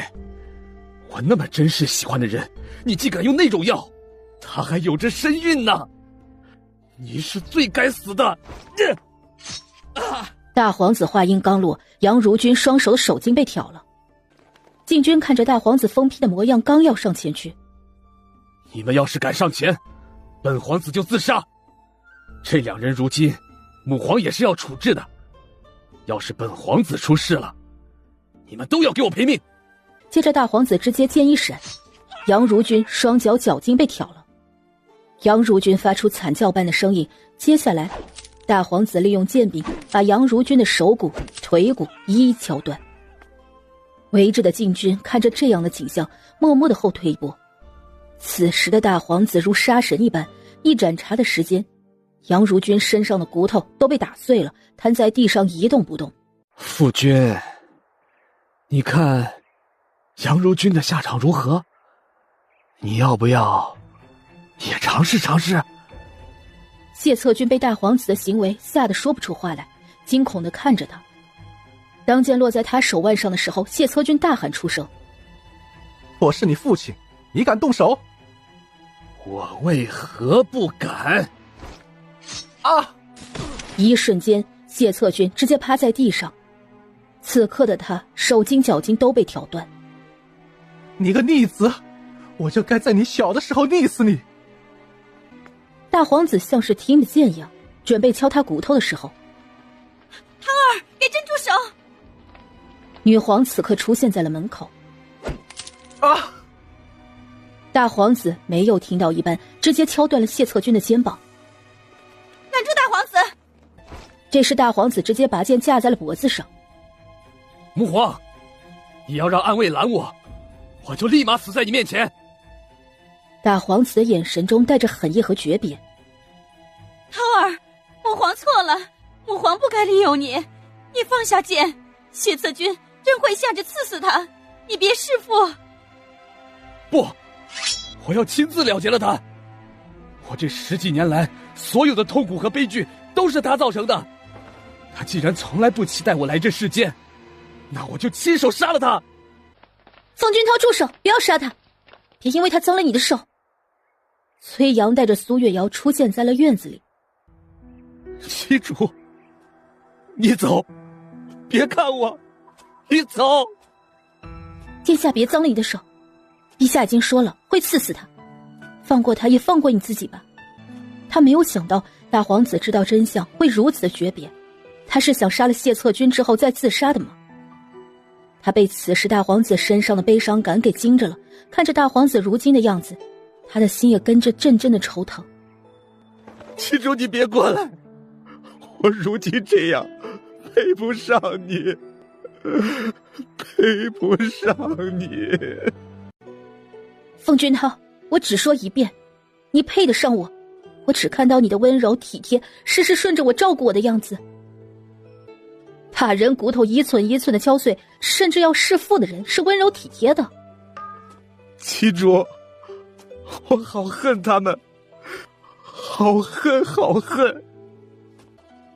他们会死的，殿下别脏了你的手，不值得。凤君涛他们不爱你，以后我陪着你，我来爱你。芊芊他们都是你的亲人，我们是一家人，真正的一家人。我没事的，他们并没有伤害我，真的没有。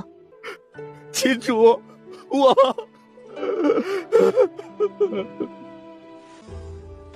大皇子身子突然滑落，晕了过去。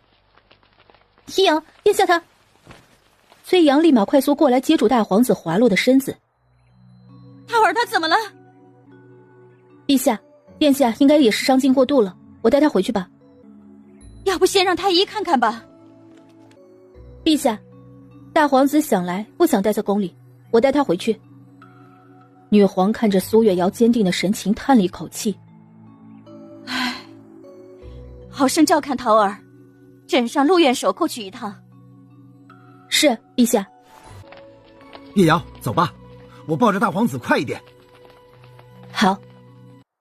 女皇看着苏月瑶和崔阳抱着大皇子离开。今日之事，封口。传朕旨意，杨如君和谢策军联合内官众人对朕下毒，废除封号，赐死。遵旨。院中的禁军都跪了下来。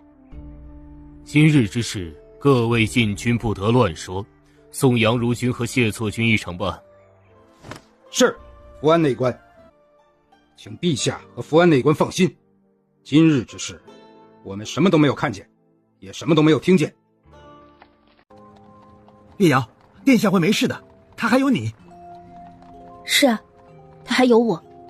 我记得第一次被他掳走时，我见他的样子，疯狂中带着阴狠。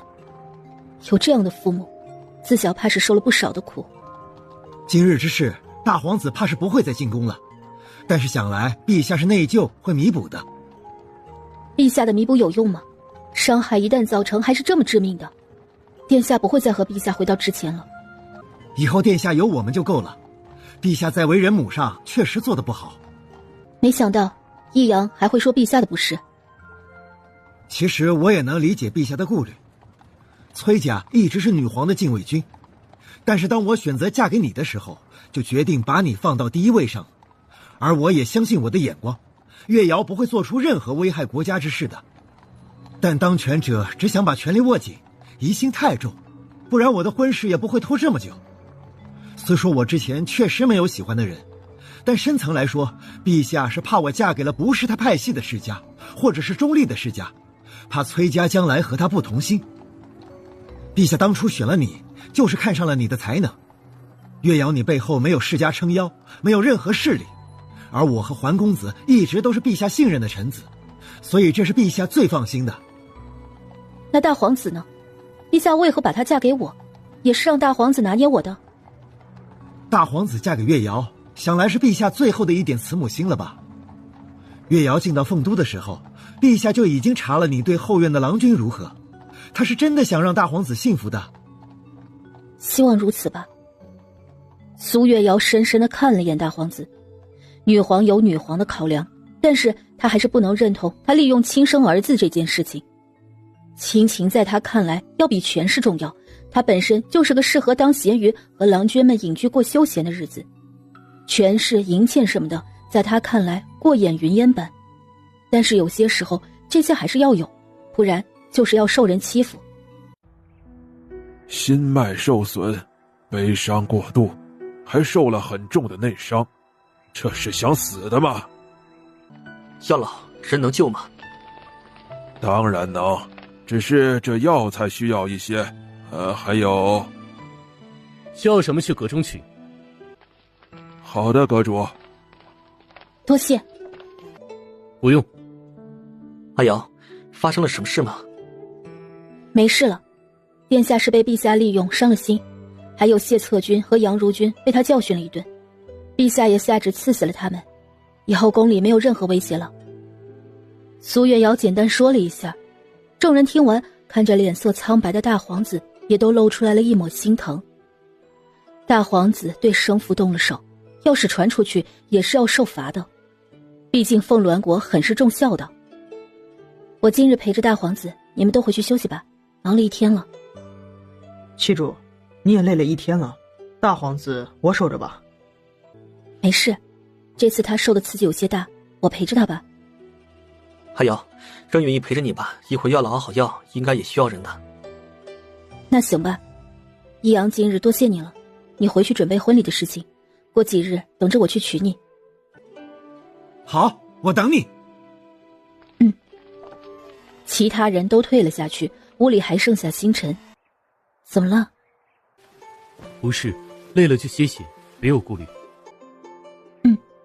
我没事，知道的。之后星辰松开苏月瑶，就转身出了屋子。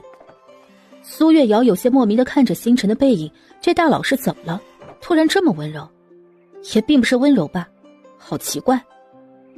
星辰越来越有人情味儿了。是吗？他一直不都是冷冰冰的吗？可我刚刚可在星辰眼中看到一抹心疼呢，他在心疼七主，所以今日药老才出现在府里。而且你和副统领在一起的时候，星辰一直守在门外。你们怎么还有听墙角的癖好？不是我们听七主的墙角，而是怕七主出事。药老今日被星辰叫过来，一直都没有离开。你和副统领去了皇宫，星辰也是一直和我们一起等着你回来。所以星辰担心心疼七主是真的。也许吧，今日发生的事情太多了，我确实很累。翌日清晨，大皇子清醒了过来，看到守在一旁的陆远义，刚想说话，陆远义睁开眼睛，对着他轻声说道：声音轻一点，七主还在睡。殿下身子怎么样了？我没事了，就是胸口有些闷闷的疼。你心脉受损，内力也受伤了，要好好养养。多谢。不用客气。大皇子看着不远处躺在软榻的苏月瑶，眼底带着浓浓的情意，心想七主对他是真好。别看了，七主跑不了。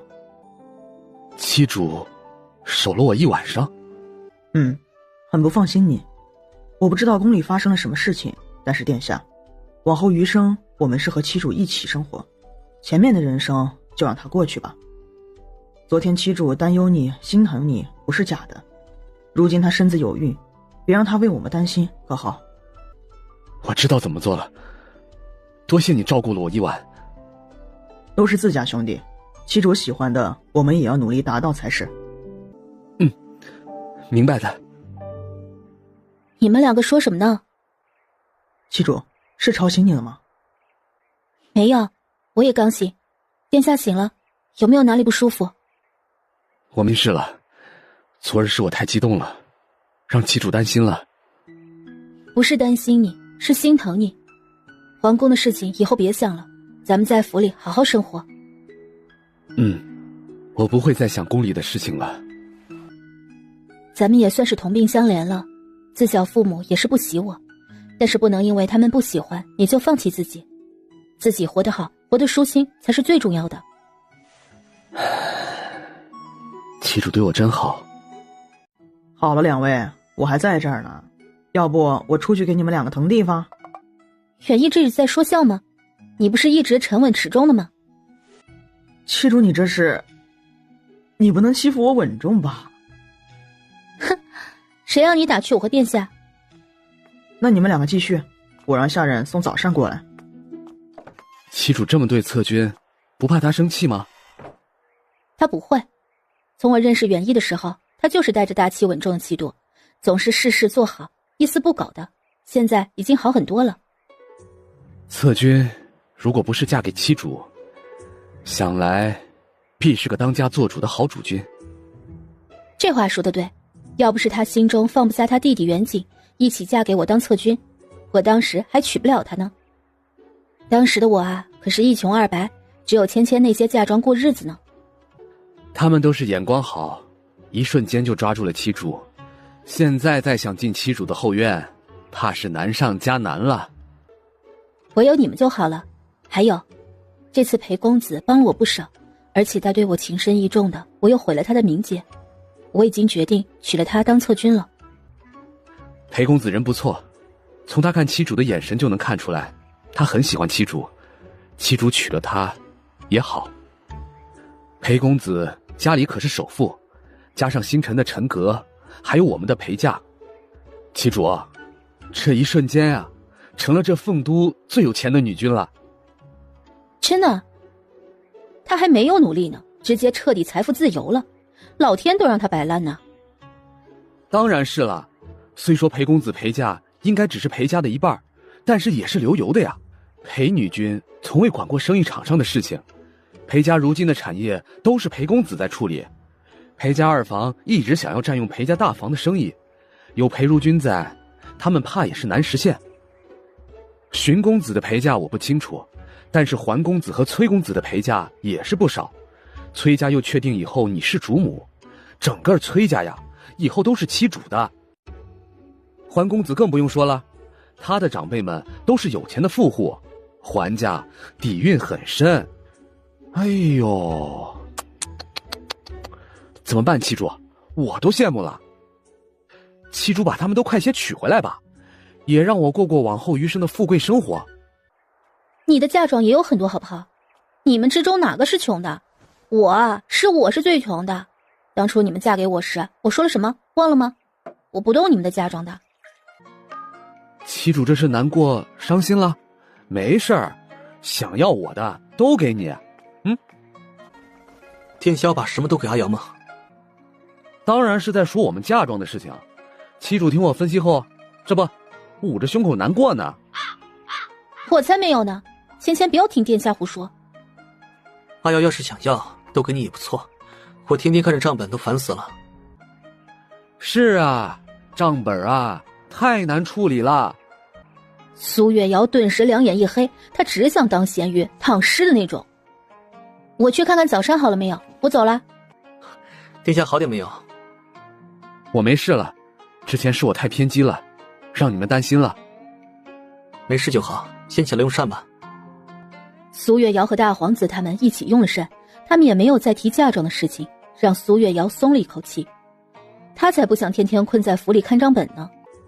陆元首奉命来给大皇子把脉，大皇子都拒绝了。女皇还赏赐了不少的好东西，还是他身边的福安内官送来的，大皇子连脸都没有露。苏月瑶只是陪在他的身边，也不多说什么。这是大皇子他自己决定的事情，伤的是他的心，任何人都不能说什么。苏月瑶每每想到当时在院子里，大皇子那悲伤存了死志的神情，就不想为女皇说一句话。随着谢策军和杨如君被赐死的事情公布出来，杨家和谢家直接被很多世家挤兑，裴家所有商行直接断了和杨家、谢家所有的生意往来。苏女君，千寻。裴玉琪看到两人，立马行了一礼。玉琪，裴公子不用多礼，我们进去说吧。好，里面请。苏月瑶到了会客厅，发现裴父、裴母也都在，还有裴玉琪的妹妹裴玉文。苏女君来了，先入座，别累着了。伯母好。苏月瑶对着裴母行了一个晚辈礼。好好好，苏女君如今有孕，不必多礼，仔细身子。千寻也来了。啊，伯父伯母安好。好孩子，杨家的事情让你受委屈了。不委屈的，我如今嫁给阿瑶，过得也很好。那就好，那就好。苏女君，你有了孕，喝不了茶水，我让下人给你准备的温水。多谢伯母。伯母，我对玉琪心生喜欢，想要娶她为我的侧君，还望伯母和伯父同意。苏女君此话当真？他们是知道苏月瑶要娶他们儿子，毕竟凤都最近传的一些不好的话，他还以为苏月瑶会给他们儿子弑君的位分。虽说裴家家财很多，但是朝中无人，他们大房最近一直被二房压着。苏月瑶如今有了官职，入了文人馆，受到陛下重视，要娶的侧君都是有权势的。没想到啊，会说是侧君。玉琪嫁过去也算是和其他几家搭上关系，以后裴家的生意又要上一层次了。这次看二房如何再压着他们。裴母顿时有种扬眉吐气的感觉。当然是真的，只是我之前定下的崔家、荀家还有桓家公子，所以娶玉琪时间上要晚一些，还希望你们不要介意。当然不介意了，苏女君如今有孕，等娶过3位公子后，也要安心养胎生产了。婚事我们裴家来安排就好，也可找个吉日和玉琪领了婚书，成亲之礼晚些时候办也是可以的。凤都多少世家想要进苏月瑶的后院呢？他们都进不去的。他儿子直接成功嫁进去了，还是侧君之位，想想啊，真爽。这儿子太争气了。母亲别激动，玉琪想和苏女君单独说几句。好，当然可以。苏女君请。苏月瑶对着杨千寻点了点头，跟着裴玉琪出去了。两人到了一处凉亭中。苏女君，其实你不用因为那天的事情就要娶我的，我心意你不是让你有负担的。是吗？那我要娶你，你不开心吗？他知道苏月瑶要娶他的时候，他开心的一整晚都没有睡着，甚至是很激动很激动。裴公子是害羞了吗？我娶你有一部分因为那天的事情，但是更多的是你心里很喜欢我，而我并不抵触和你的接触，心里也是有些欢喜的。裴玉琪有些不敢相信地看着苏月瑶。裴公子还有如此不自信的神情呢？既然要娶你，也是深思熟虑后决定的。我娶夫不单是要把人娶回来，而是想要和他一起相濡以沫，此生共白头的。所以裴公子要嫁给我吗？苏女君，我愿意的，愿意嫁给你的。玉琪此生只愿待在月瑶身边，绝不背叛于你。等两人回去的时候，裴玉琪脸上的热度勉强消散一些。裴母和裴父看着自家儿子如此，想来这婚事是逃不了了。之后要和两人的八字等等的事情都由裴家来做，苏月瑶就等着选成亲的日子就可以了。敲定了和裴玉琪的婚事，苏月瑶还没有悠闲几天，就到了迎娶崔阳的日子。崔阳的嫁妆这2日也从崔府送了过来，一箱箱的东西往府里搬，整整搬了1个上午。苏月瑶最后都麻木了。这些还不包括成亲那天来给崔阳送的天妆，想来又是好多箱子。崔家在凤都也是很有地位的，崔家不是武将吗？怎么这么有钱呢？娶崔阳的这一天，整个凤都东城都很热闹，崔府更是来往很多人，几乎大小世家都去恭贺了。女皇也派福安送了贵重的天装。最近女皇趁着谢家、杨家无法上朝的时间，大肆的收拢部分朝臣。如今谢家、杨家的实力所剩无几，谢家的军权更是被女皇收回了大半，剩下的也是早晚问题。女皇有召见大皇子进宫，但是大皇子一次也没有去，大有一种连母亲也不要的感觉。夕阳，我来接你了，我们回家。好。易阳，一定要过得幸福啊！我会的，谢谢各位。苏月瑶和崔阳一起去拜别了崔父，上了花轿就往苏府去了。月瑶，很累吗？也不是很累，大门纳兰的人都是你的属下。是啊，他们可有为难你？没有，只是他们求了我很多事情，就是不知道到时候副统领听不听我的求情呢？夫人发话，为夫怎敢不听呢？夫人害羞了。明日陛下会下旨夫人的诰命，以后月瑶就是崔家当家主母了。禁军的事情，夫人还是可以做主一些的。他没有想到崔阳会在成亲后就让陛下下旨封诰命。崔阳禁军副统领的身份是正3品的官职，等他升到统领职位就是正2品，如今他的身份封的诰命是正3品了。有了这诰命，他以后再面对任何的官员、家眷都被其他人行礼。他还有陛下封的官职，虽然不大，但是女子为官，任何人都是要礼遇。他如今还是入了文人馆的画师，这些加起来，他遇上正1品的诰命夫人都不用行礼。这诰命他喜欢，以后在凤都他有权有势还有钱，想来以后的日子会好过些。易阳，我们刚成亲你就上折子让陛下给我诰命，不怕我对你不好啊？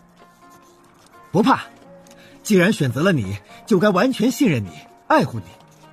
我平日公务忙，陪你的时间不多，希望月瑶能多多担待些。我能明白的。易阳，虽说你嫁给我了，但是你先是你自己，才是我苏月瑶的侧军。我也希望你们都有自己的事情做，而不是困于后宅。后宅不是你们的归宿。月瑶。崔阳听到苏月瑶的话，心里一颤。他从未听过这么动听的话。男子在这世间都想找一个相伴一生的妻主，再生下属于他们的血脉，但女子大多骄纵，一味的想要他们付出，高高在上。而他会告诉他，他先是他自己，之后才是他的侧军。人嘛，在任何时候都要先学会爱自己，之后才是爱别人。别委屈了自己。月瑶如此说，不怕我们都以自己为主，不爱你了吗？你们会吗？虽说你们大多嫁给我之前都带着一些的目的，但是男女之间总是会有吸引对方的点，长相、心性、家世什么的。我能从其他人中选择你们，也是经过考虑的，所以我如今是相信你们的。月瑶，我会一直对你好的。我也是呢。易阳，我们先用膳吧。好的，月阳。你喜欢吃什么？可以告诉大厨房，他们会做。如果你要是习惯之前崔府的厨子，可以在你的院子里开个小厨房。月瑶，我不挑的。月瑶，你是偏爱辣味的菜吗？是啊，很喜欢呢。只是现在有孕，要了让我少吃一些。那我给月瑶找些擅长做辣菜的厨子吧。不用，星辰院子里有个小厨房，饭菜很好吃。等明日我们一起用膳，你就知道了。哦，是吗？他找的厨子比外面酒楼的大厨做的都好吃。星辰确实有这个实力。月瑶，今晚是我们的洞房花烛夜。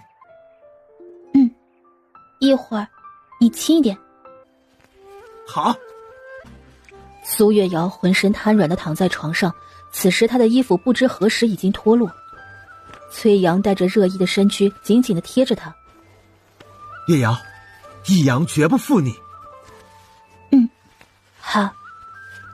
2个多时辰后，在苏月瑶半求饶下，崔阳抱着苏月瑶去了浴室。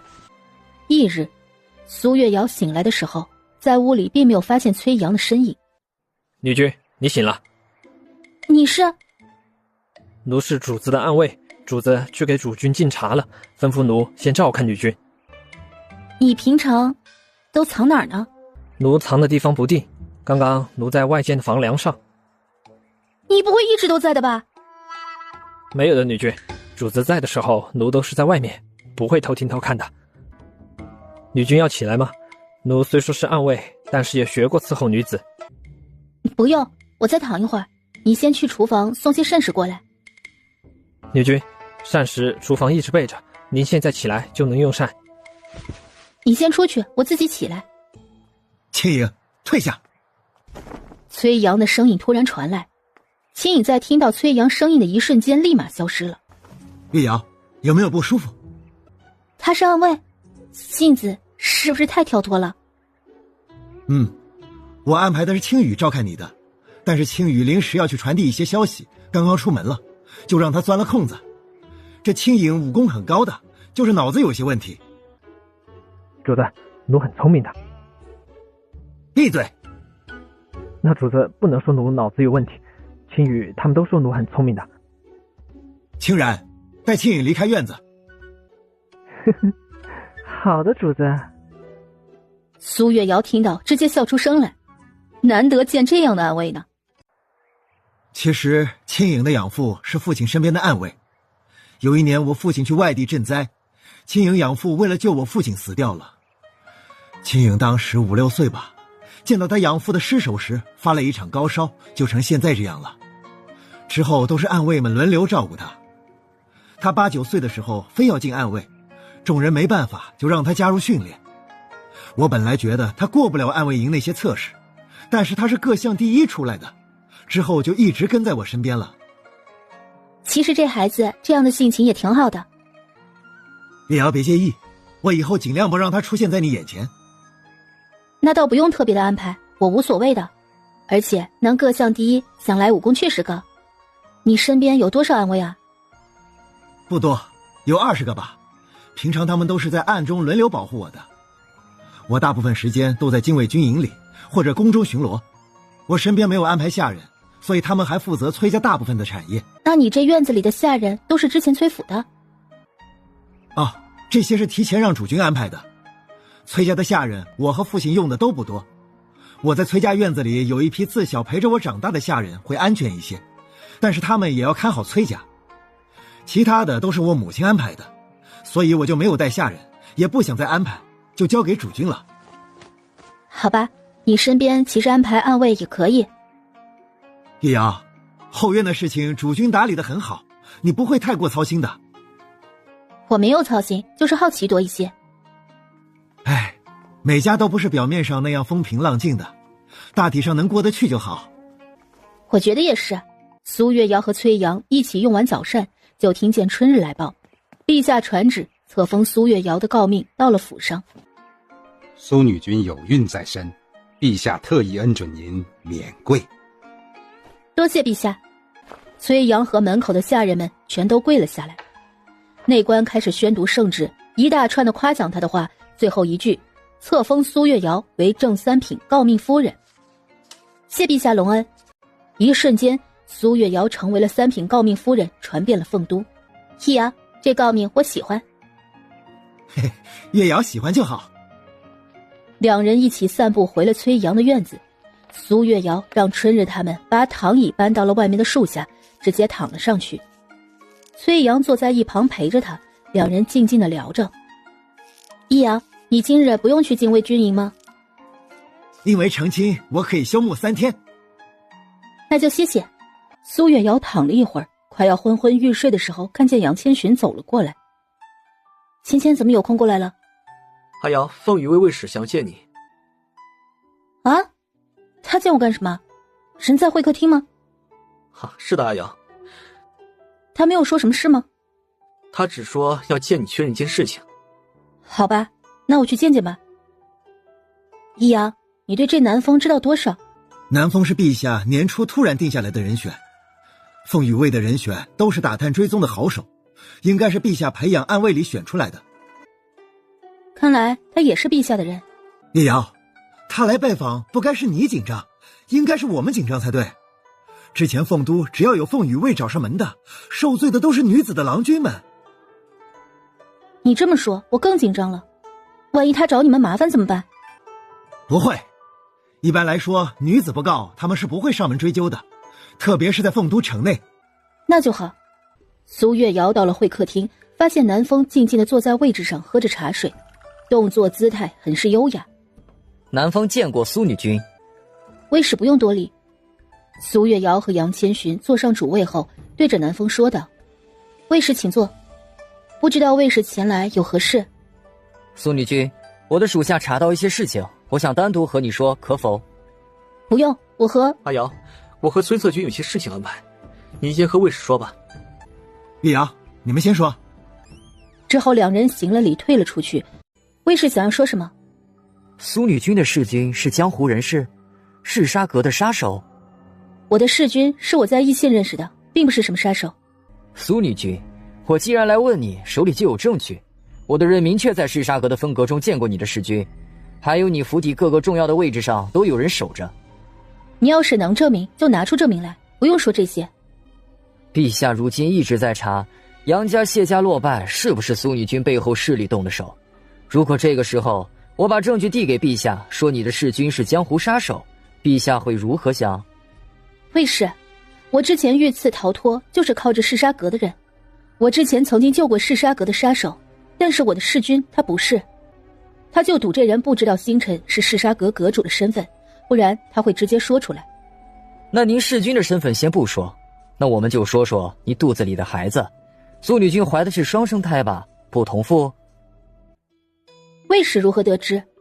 我如今还不确定肚子里的孩子情况，卫士还有隔空把脉的艺术。说起这个，因为上次遇刺，我为了苏女君的身体状况，特意去找了陆院手。陆院手说，苏女君的脉象忽高忽低的，一强一弱。我早年曾看过一本医书上记载过，女子若怀有双生胎，脉象早期就会如此。苏女君，再过半个多月，陆院手或者其他大夫都能把出来。我怀了双生胎又如何？这和卫士大人没有关系吧？苏女君说笑了，这当然有了。双生胎凤鸾国已经多年未曾出现，凤羽卫为了护着苏女君肚子里的胎，要安排人保护的。保护倒不用了，我后院的郎君会轮流照顾我，而且也不会再轻易出门。苏月瑶拒绝，她至今都不能理解这南风要干什么，总感觉此人就不是个好人，要远离的好。苏女君，你可知双生胎一旦确定会发生什么？陛下知道后也会下旨安排人照顾的。凤鸾国因为这2-3年女子有孕率低，有多个县城出现动荡，这时候苏女君怀的就是吉兆。双生胎还成吉兆了，万一这肚子里是2个女孩，她是不是要成祥瑞了？卫士可以明说，今日来到底是为什么？苏女君，我想要陛下下旨安排人照顾你的时候，你亲自向陛下要求由我来保护你。我不。苏女君如果同意，那么您弑君是嗜杀阁杀手的事情不会透露出去1分，而且嗜杀阁我们查到的凤都分阁也当作不知道。那楚分阁也给您弑君最快时间撤离的，不是吗？还有傅统领已经嫁给你了，如果这时候您的弑君身份暴露了，陛下会不会疑心崔家有2心？卫使，你这是在威胁我呢？你想保护我？难道我哪里入了卫使的眼？凤羽卫依靠陛下的势力建起来，如今地位不稳，如果护着苏女君把孩子顺利生下，对凤羽卫只有好处。既然卫使想要亲自保护我，自当是我的荣幸。多谢苏女君成全，我还有公务在身，先告退了。南风刚走，杨千寻和崔阳就走了进来，看到苏月瑶的脸色不是很好，立马问道：阿瑶，卫使查到了什么？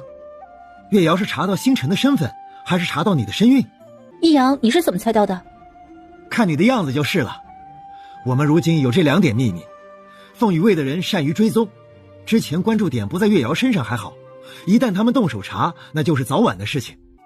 春日，去林雪居请世君过来一趟。好的，女君。阿瑶，卫使提的条件是什么？苏月瑶把刚才南风说的话说了一遍。你们知道他会说这些，才直接起身离开的。我们并不知道他要说什么，但是想和你单独说，应该是不想让我们听到。他可能不确定我们知道不知道这消息，所以不管什么，最好的就是我们先离开。也就在我们离开，不然易阳今日若是听到星辰的身份，他是陛下近臣，禀告还是不禀告啊？真是有800个心眼子啊！这南风想亲自护着我生辰，真是为了风雨薇的地位？我总感觉不对，他不会看上我了吧？有可能哦，月瑶这么优秀，确实是有可能的。千万别呀，我真的不想再娶了。月瑶娶了其他人，又对你没有影响，不喜欢不去他屋子不就好了？你们是觉得南风那人好惹啊？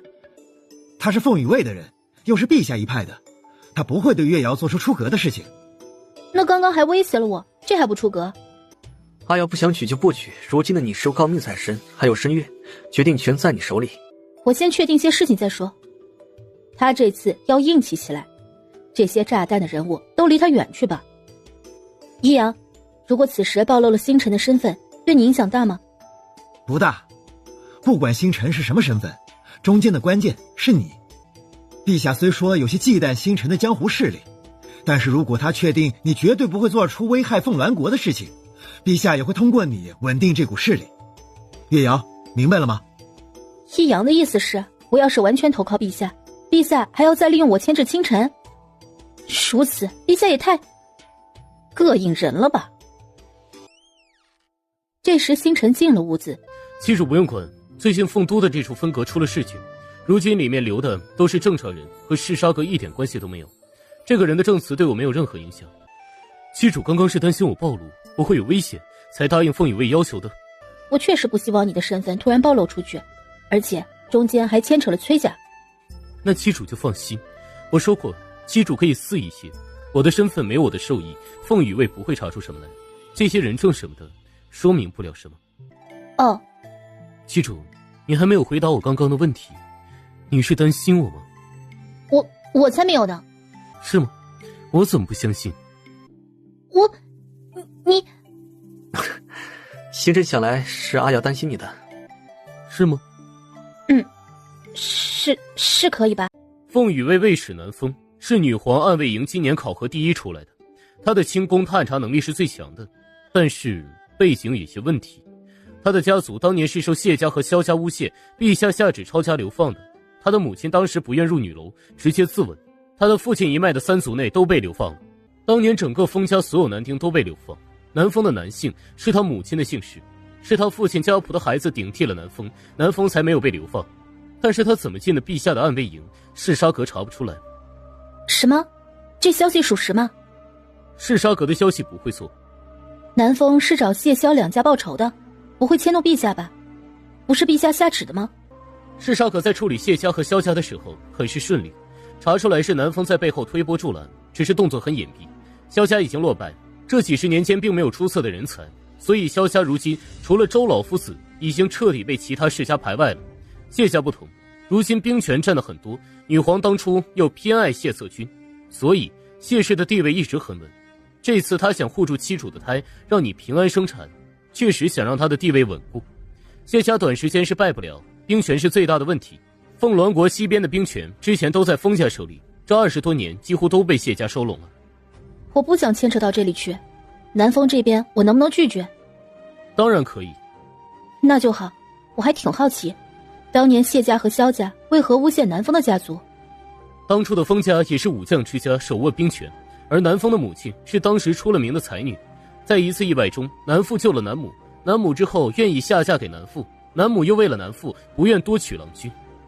不会是萧家和谢家当时也喜欢南母，之后南母不愿意，他们生恨又诬陷了南风家吧？大致就是妻主说的这个情况。但是当时的封家在西境确实很有势力，而不是被谢萧两家联合污蔑通敌卖国，陛下是不愿处置的，只是被谢萧两家的势力逼着，没有办法就处置了。谢家也是图谋很大了，萧家的落败一大半都是谢家在背后做动作。好吧，这南风必有所图，我们还是不要牵扯到这里边吧。妻主不用太担心，即使他后期真的想要保护妻主也没有什么。嗜杀阁天字辈的杀手已经守着府邸，而且妻主身边我也安排了。星辰，你安排的人手有多少？我的暗卫为何没有查探出来？崔策军的暗卫大多集中在你身边，赤沙阁的杀手善于隐蔽，你的暗卫应该发现不了。但是南风是这方面的高手，能看出很正常，他即使看出来也抓不到人。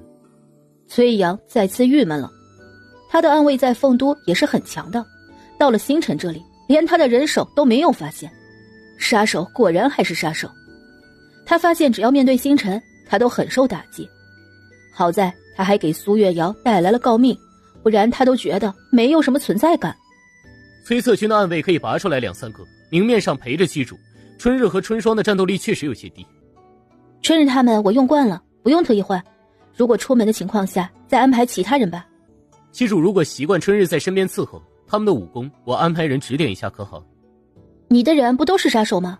会不会不合适？阿瑶，星辰能找人指点春日他们是他们的福气。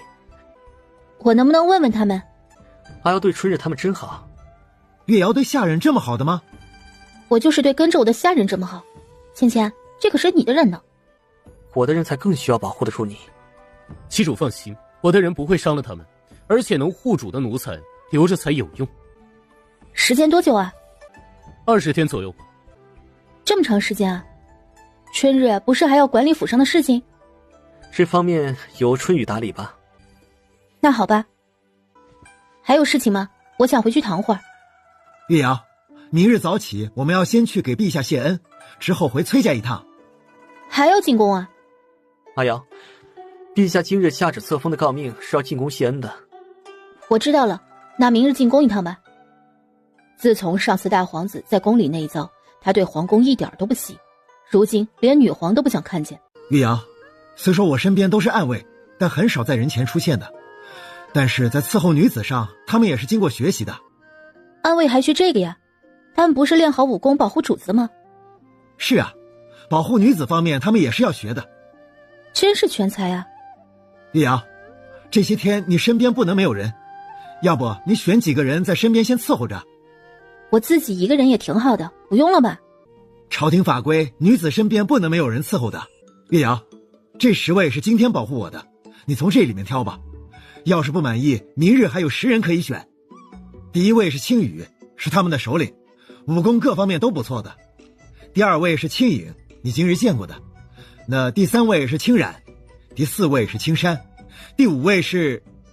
易阳不用介绍了，就青影和青染吧。月瑶，确定吗？要不把青影换了吧？没事，青羽平常要和你沟通，让他陪着我不合适。青影我也见过了，就他们2个吧。好，听月瑶的。青染，你带着青影去找主君身边的春雨，拿几身府里下人的衣衫。最近这些时日，你们都跟在女君身边伺候着吧。哎，好的，主子。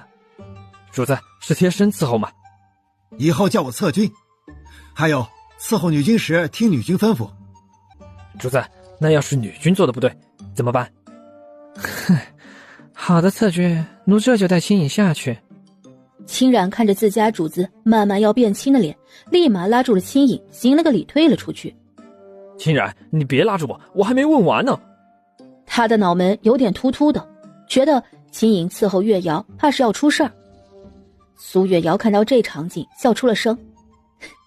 易阳，我觉得我让青影伺候，以后的生活想来会很开心吧。月瑶，青影除了武功高之外，其他真的不好说，而且他的脑子只有1根线，什么都不懂。月瑶要是真的受不了了，给我说啊。我知道了，我觉得他挺好的。中午时，崔阳陪着苏月瑶午睡了一会儿。等苏月瑶睡醒的时候，崔阳已经不在屋里了。他晕乎乎的坐起来，还没有反应过来，突然床边闪出来一个人。啊！哎，女君，是奴。女君。月瑶。崔阳和青染已经出现在了苏月瑶的面前。怎么了？发生什么事了？没事，我刚刚没有睡醒，突然出现一个人影，吓了我一跳。哎，女君，奴长得不丑的，怎么可能吓到你吗？闭嘴！月瑶，要起来吗？好。青染立马拉着青影退出了屋子。晚上苏月瑶沐浴的时候，交代青影和青染让他们待在屏风后就可以。之后他脱了衣衫进了浴桶里，突然感觉一阵风吹过。女君，奴帮你擦背吧。说你和亲染在屏风后面等着吗？女君，女子不能单独沐浴的。你先下去，你们就在屏风那儿，不算我单独洗的。女君，不行的，不是要按照法规走吗？法规是不是要求事事都要听女子吩咐？我现在要求你立马去到屏风那儿。好的，女君，奴这就去。秦颖一个闪身去到屏风处，眼睛睁得大大的看着他的方向。低头，不准看我。奴低头，不看女君。女君出了问题，奴怕不能及时出手。这是脑子不好，这是典型吃他的豆腐。秦冉，捂着秦颖的眼睛，你们两个要是敢看我，我挖了你们的眼睛。奴这就捂着秦颖的眼睛，女君别生气。苏月瑶看着两人的动态，简单洗了一下，站起身，提上浴巾，刚准备穿衣服。奴来伺候女君穿衣吧。秦颖，给我滚出去啊！女君，奴，你，秦颖，退下。奴告退。月瑶别生气。你背过身去，我要穿衣服。苏月瑶穿好衣服后，直接抬脚出了浴室，没有搭理崔阳。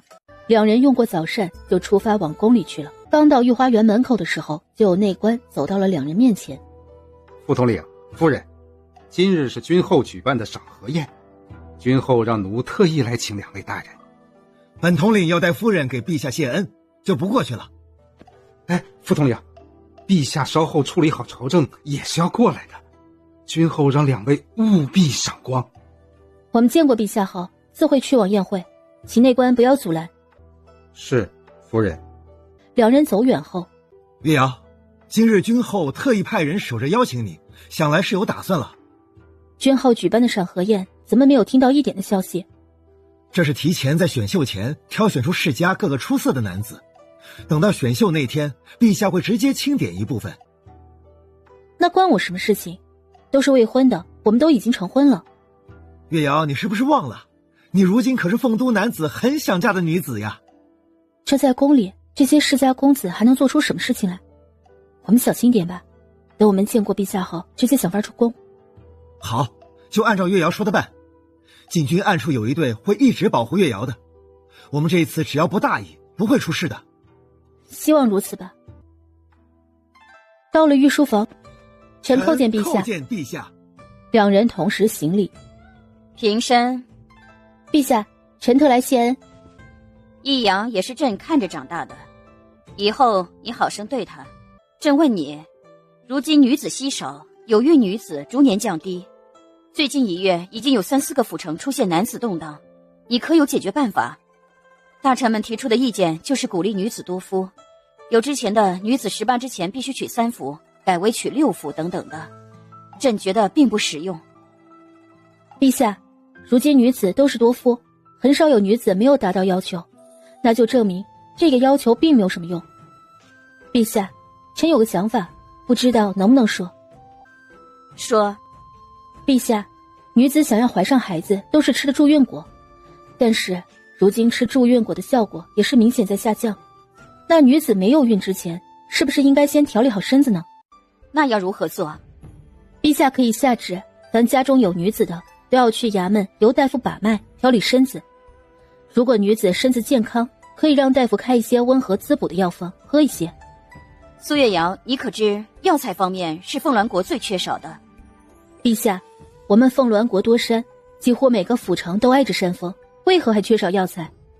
月瑶，那是因为百姓很少有认识药材的，而且山中的佃农大多以种植粮食为主。原来如此。陛下，如果缺少药材，我们可以进行食补，就是多吃一些容易让女子怀孕的食物，像猪肉、蛋类、豆类、粟米、萝卜、大白菜等。女皇听到苏月瑶的话后沉思一会儿。来人，传陆院守过来。陆院守到了之后，对着女皇行礼问安。苏月瑶，你把你刚刚说的再给陆院守说一遍。苏月瑶说完，陆院守立马沉思起来，说道：陛下，臣觉得苏女君的方法可以试试。一些助孕的汤药，陆家可以出药材，用于贡献给凤都的女子们。好，陆院首，朕稍后下旨，凤都城府衙提供给女子坐诊。太医院除了没有当值的，其他的也都去府衙坐诊。臣遵旨。苏月瑶，如果此法有用，你又立了一大功。为陛下分忧是臣应该做的。今日君后在后宫设赏荷宴，你和易阳一起陪朕去看看。陛下，臣遵旨。走吧。崔阳对着苏月瑶点了点头，示意他先过去。陛下刚刚是直接发话，而不是和他们商量。在宫里任何时候都不能抗旨，惹得陛下不快，对他们没有好处。苏月瑶叹息了一声，跟上女皇的脚步。此刻御花园很是热闹，一群一群的男子围着一个荷花池看来看去，各种说笑的声音。他们到的时候，君后坐在上座，和下手的年长男子们在说话。叩见陛下。叩见陛下。平身。陛下，臣氏还以为今日您不过来了呢。今日难得君后准备宴会，朕岂会不来？陛下对臣氏真好，陛下还把苏女君和傅统领带来了。刚刚臣氏去请都没有把人请过来呢。陛下，臣今日是专门带着易阳进宫谢恩的，怎么能先来参加宴会呢？是本后想差了，还望苏女君不要见怪。给苏女君和傅统领赐座。多谢君后。陛下，今日来了各个世家未婚的公子，他们也都准备了不少才艺，陛下可要看看。苏女君后院的郎君也不多，可以看看有没有看对眼的。陛下，臣还有3家公子没有娶呢，已经够多了，陛下可不要再给臣赐婚了。3家？你都娶了易阳了，不就剩下荀家的公子和桓家公子了？陛下，臣与裴家公子定下了。哦，裴家是商贾之家，当个世君已经不错了，怎可当你侧君？陛下有所不知，臣在义县就和裴公子相识，他更是臣主君的好友。臣既然要娶她，就不想委屈她。当初裴如君给朕的那幅画，是你交给裴家公子的？是的，陛下。当初裴公子上门求画，臣并没有多想就答应了，没想到会得到陛下的赏识。裴家献画有功，不然朕怕是要错失你这样的好人才了。陛下夸赞，臣受之有愧。既然是你的家事，朕就不多管了。陛下，臣是觉得苏女君得您喜欢，如今又有了身孕，身边更是缺不得男子伺候，可以给苏女君选几位世君如此不是更好吗？这君后怕不是有毛病吧？他都说成那样了，还这么上赶着的给他送人。确实是，苏月瑶，你如今有孕，后院的人确实有些少了。陛下，您都说臣有了身孕，如今怕是有心无力了些，就不需要再选郎君了。陛下不急，我们先看这些公子的表演。苏月瑶，你仔细瞧瞧，看上喜欢的，朕直接赏赐给你。多谢陛下。第一位出场的是君后娘家的公子，表演的是弹琴，琴声悠转，很是动听，明显是高手。李瑶，这位是君后二房家的李泽文，他的父亲是文人馆的夫子。文人馆的夫子有几位姓李的，都是李氏族人。上次陛下让你选夫的时候，他也参加了。接下来第二位是一个4品官员家的公子，表演的是舞剑，身姿轻盈，干净利落。第3位是个4品侍郎家的公子，表演的是书写。之后第4位、第5位。慢慢的，苏月瑶发现这些人家中都是3、4品官员的公子。陛下选后宫是不能选带官职的公子的，即使是未婚男子也不选。而且1品世家公子都是由陛下亲自下旨册封的，不参与这些。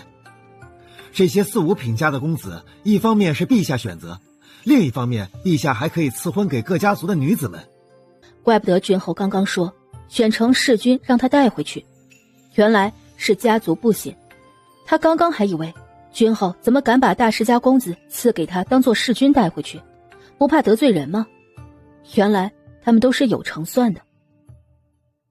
1个时辰后，公子们还没有表演完，苏月瑶已经有些烦躁了。陛下，臣身子有些乏了，想要回去休息。苏女君可有看上的公子啊？多谢君后好意，臣没有看上的。苏女君，当真没有？他就是想撮合苏月瑶和他母族家的孩子联姻。如今苏月瑶娶的郎君在凤都举足轻重，只要拉拢他，以后李氏一族就多了一条路。当真，臣没有看上任何男子，而且臣的后院人已经够了，多谢君后的盛情。陛下，既然苏月瑶不愿意，那就不选了。朕还有事情要忙，就先不陪君后了。苏月瑶，朕这次可是帮了你，你如何报答朕？陛下想要什么报答？朕什么都不缺，但是挺缺书的。苏月瑶，你写的孩童启蒙文就很不错的，文人馆文学坊已经一致通过，这些书籍要传世下去。陛下，臣回去会好好想想写文章。朕等着你接下来的好书。臣会努力的。易阳，这君后是想拉拢我？是啊，如今月瑶可是香饽饽。你可别说，我不是。君后之前有谢杨两家压着，几乎没有什么存在感，现在倒是很活跃了。我看他选的赏荷宴就是奔着我来的。那月瑶想如何应对？我觉得过不了几日，君后就会下遗旨，把人给你送到府上来。那就不接受，不接旨。陛下不是想要书吗？我再写些东西，和陛下做个交易，以后不准再给我添人。如果不行，想怎么办就怎么办吧，人我是不会再接受的。月瑶不考虑把他们安置在后院一个角落吗？弑君地位低，他们的陪嫁是可以直接冲入宫中的。月瑶每月给他们发些月银，他们没有允许不能来主院找你的。那我也不想，我不喜欢这样被强迫的感觉，而我更不想把一个男子豢养在府里。那月瑶想如何做就去做吧，我支持你。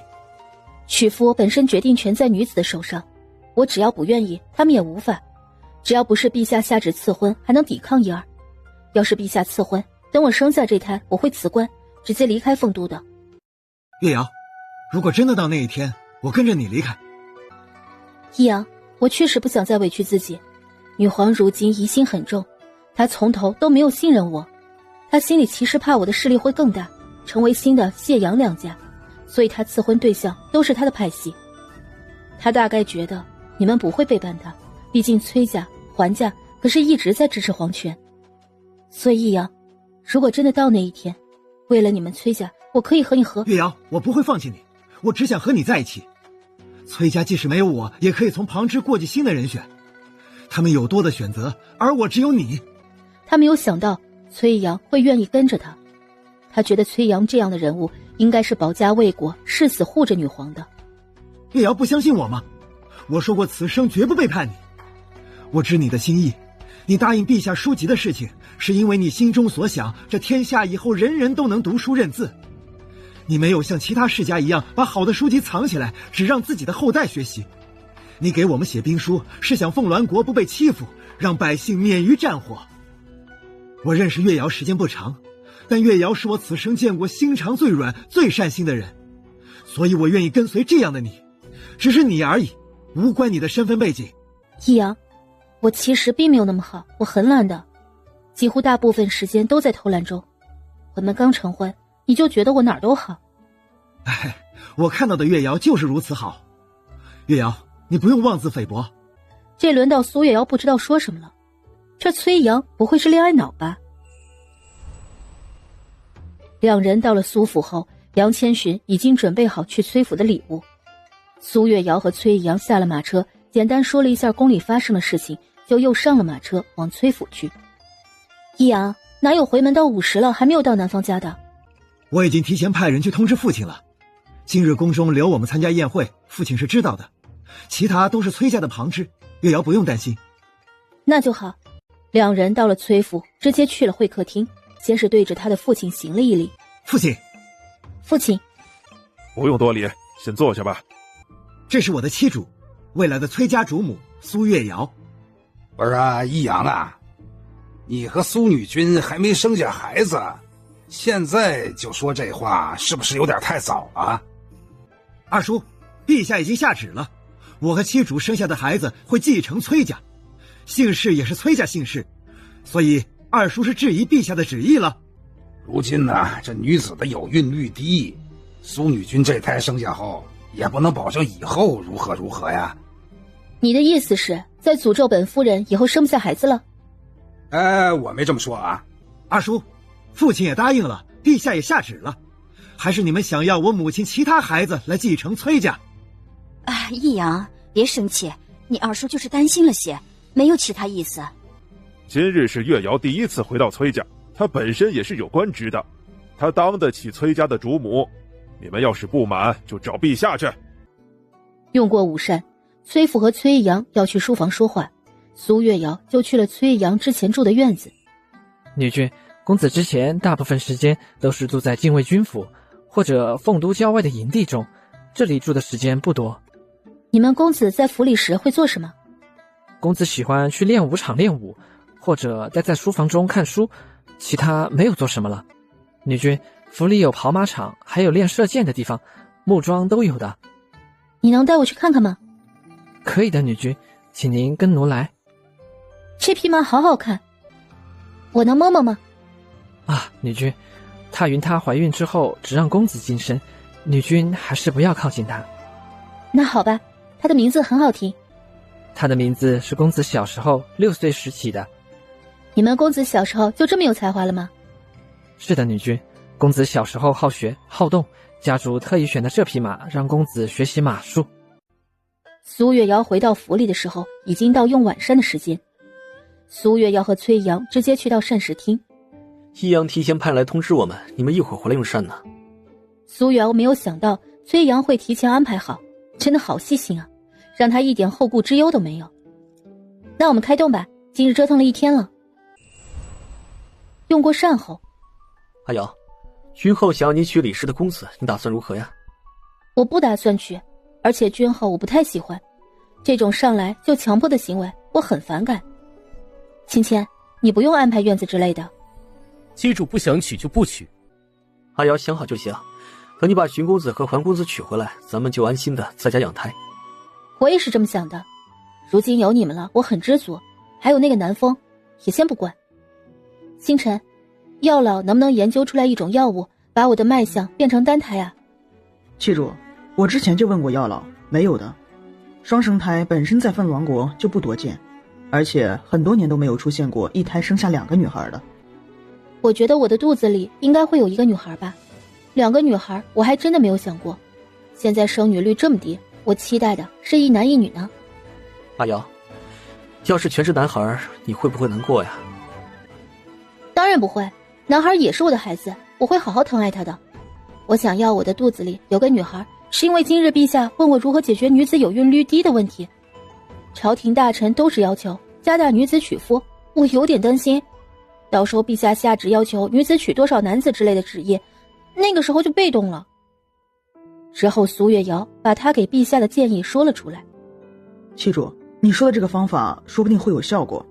女子大夫一直都很少，很多女子都不愿让男子看病，导致我们并不知道女子身体到底如何。妻主之前吃的药丸里面是有助孕果的汁液，加的也都是上好的滋补药材。妻主，我能和陆院守一起去府衙给女子们把脉。我知道这样有些不好，但是我保证绝不。可以的，原意是救死扶伤的大夫，在大夫眼中就没有男女之分，只有医者和病患，我能明白。妻主。陆远义有些感动地看着苏月瑶，你好好研究研究，如果能提高女子的有孕率，可是一件大功呢，到时候我还可以沾你的光呢。其他人心里都一颤，连星辰的眼神都带着一丝复杂的情绪，他们都没有想到苏月瑶心里会如此的想，这样的思想会有几人能做到？我这胎就等陆院守把出来脉后再说吧。陆院守是陛下的人，我们也没办法，也不能让他背负欺君之罪。陛下知道后会保护你这胎的，双胞胎生下来也是一件稳定局势的好事儿。那只能如此了。妻主如果想要离开凤都，赤沙阁可以带着妻主随意离开。不可，我母皇的功利心很重，母皇不会轻易放妻主离开的。我们要是动起手来，妻主现在的身子哪受得了啊？我没打算现在离开，我的身子确实不能长途跋涉，我也不想以后都是躲躲藏藏的。殿下，太女殿下，我好像从未见过，她为何从未露过面呢？我那个妹妹，如今才6、7岁，君后收养她之后，一直养在凤仪宫。母皇请了很多大儒夫子教导她。前几年她身子不好，所以我1年也只见过她1次。今年我见过2次，大多数时间她都在学习。我以为太女殿下都10来岁了呢。太女可是我母皇最后生下的孩子，而且母皇很喜欢太女的父亲，那个内官自小陪伴母皇，虽说一直没有给那个内官位分，但是那个内官一直贴身伺候在母皇身边。宫里老一点的内官以前都议论过，说母皇不愿意和喜欢之人分开，才不给位分的。又说谢氏能得到母皇的喜欢，就是因为她长得有点像那个内官。但是这个内官2、3年前病逝的时候，我看母皇并没有多伤心，只是吩咐人把他给安葬了，把太女送到君后宫中抚养。那个内官我3、4年前见过一面，很温柔的一个男子，面容确实和谢氏有些像，但是又不像。苏月瑶听完后，这无厘头的情爱关系，他们到底如何，无人得知了。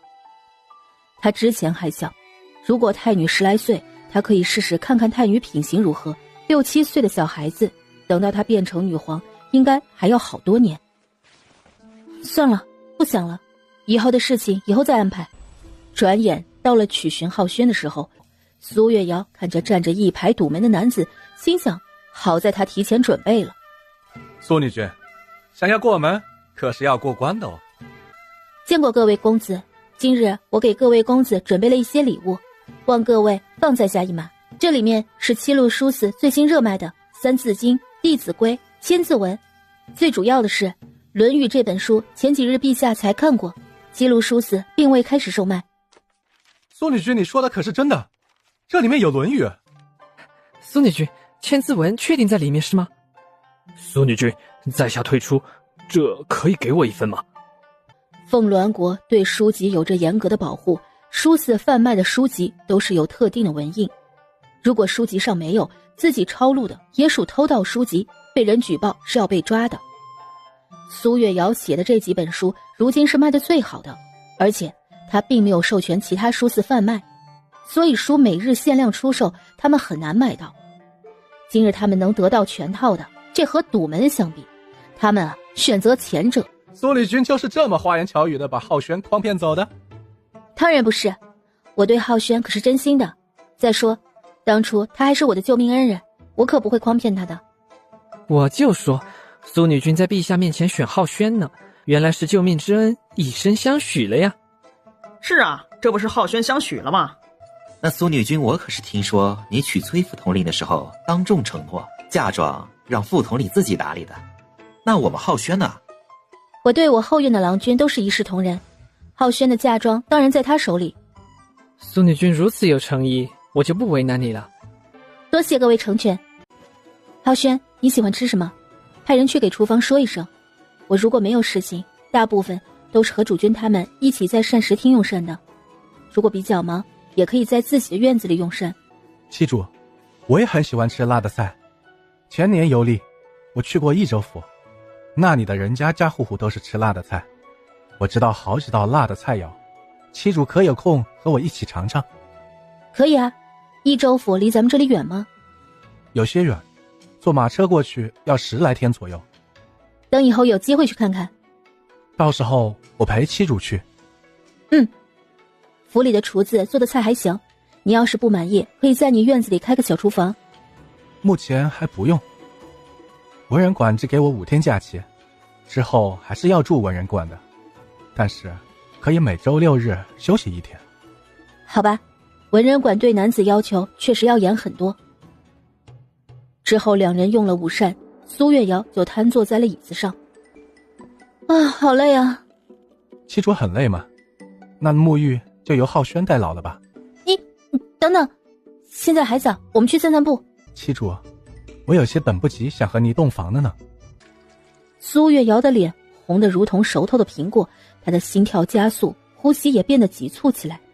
七主，等我回来。躺在床上的苏月瑶心里砰砰直跳，一会儿要洞房，她要如何？等着他主动。苏月瑶想着想着，她都已经有些迷糊的快要睡着了。回来的荀浩轩静静地坐在床边，看着床上的苏月瑶，眼中流露出了深深的爱意。之后他掀开被子躺了进去，搂着苏月瑶。苏月瑶清醒后发现荀浩轩正紧紧地抱着自己，亲吻她的嘴角。七主，浩轩。荀浩轩很是温柔地抚摸着她每一寸肌肤，轻轻地吻着她。苏月瑶直接沉浸在荀浩轩的温柔里，慢慢绽放。就这样，苏月瑶整整2天都待在荀浩轩的院子里。这里的女子到底是什么构造？怀着孩子还能如此同房？她都有点可怜这里的女子，怀了孕都没有的歇，到最后快该生的时候才会要求禁止同房。第3日的清早，七主别这么看我好吗？你说呢？浩轩，我觉得你以后就住在文人馆，直到学成归来吧。七主，你不要了我。我不是让你学成回来吗？你需要静静心。我如今有了七主，才不要进行。七主，主君安排的真好。我昨日去晋察，主君和大皇子他们都特别好，这样的生活我很喜欢。我也很喜欢呢。芊芊在我的眼中可是无懈可击的，有了她，我就从来都不用想后院的事情，其他人也都很好相处，以后就是一家人了。浩轩，不用担忧其他后宅纷争会带入我们府中，不会出现的。七主，能嫁给你，我很开心。开心就好。就这样，苏月瑶刚缓过来2天，就要准备娶环颜熙。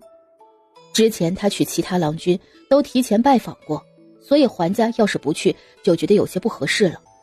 苏女君，我们进府里。好的。希儿，苏女君肚子里是双生胎吗？父亲，现在不是说这个的时候，而是想办法把外面的人群驱散。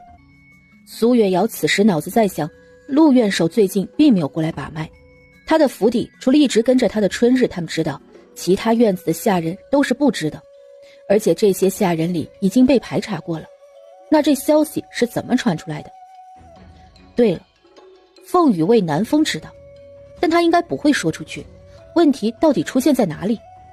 苏女君，你即将要和希儿成婚，恒家不会害你。你肚子里的是双生胎吗？家主，凤羽卫卫使来了，还带了很多人。一名下人突然禀告道：皇夫子，陛下传旨，苏月瑶即刻进宫。苏女君请。我先进宫。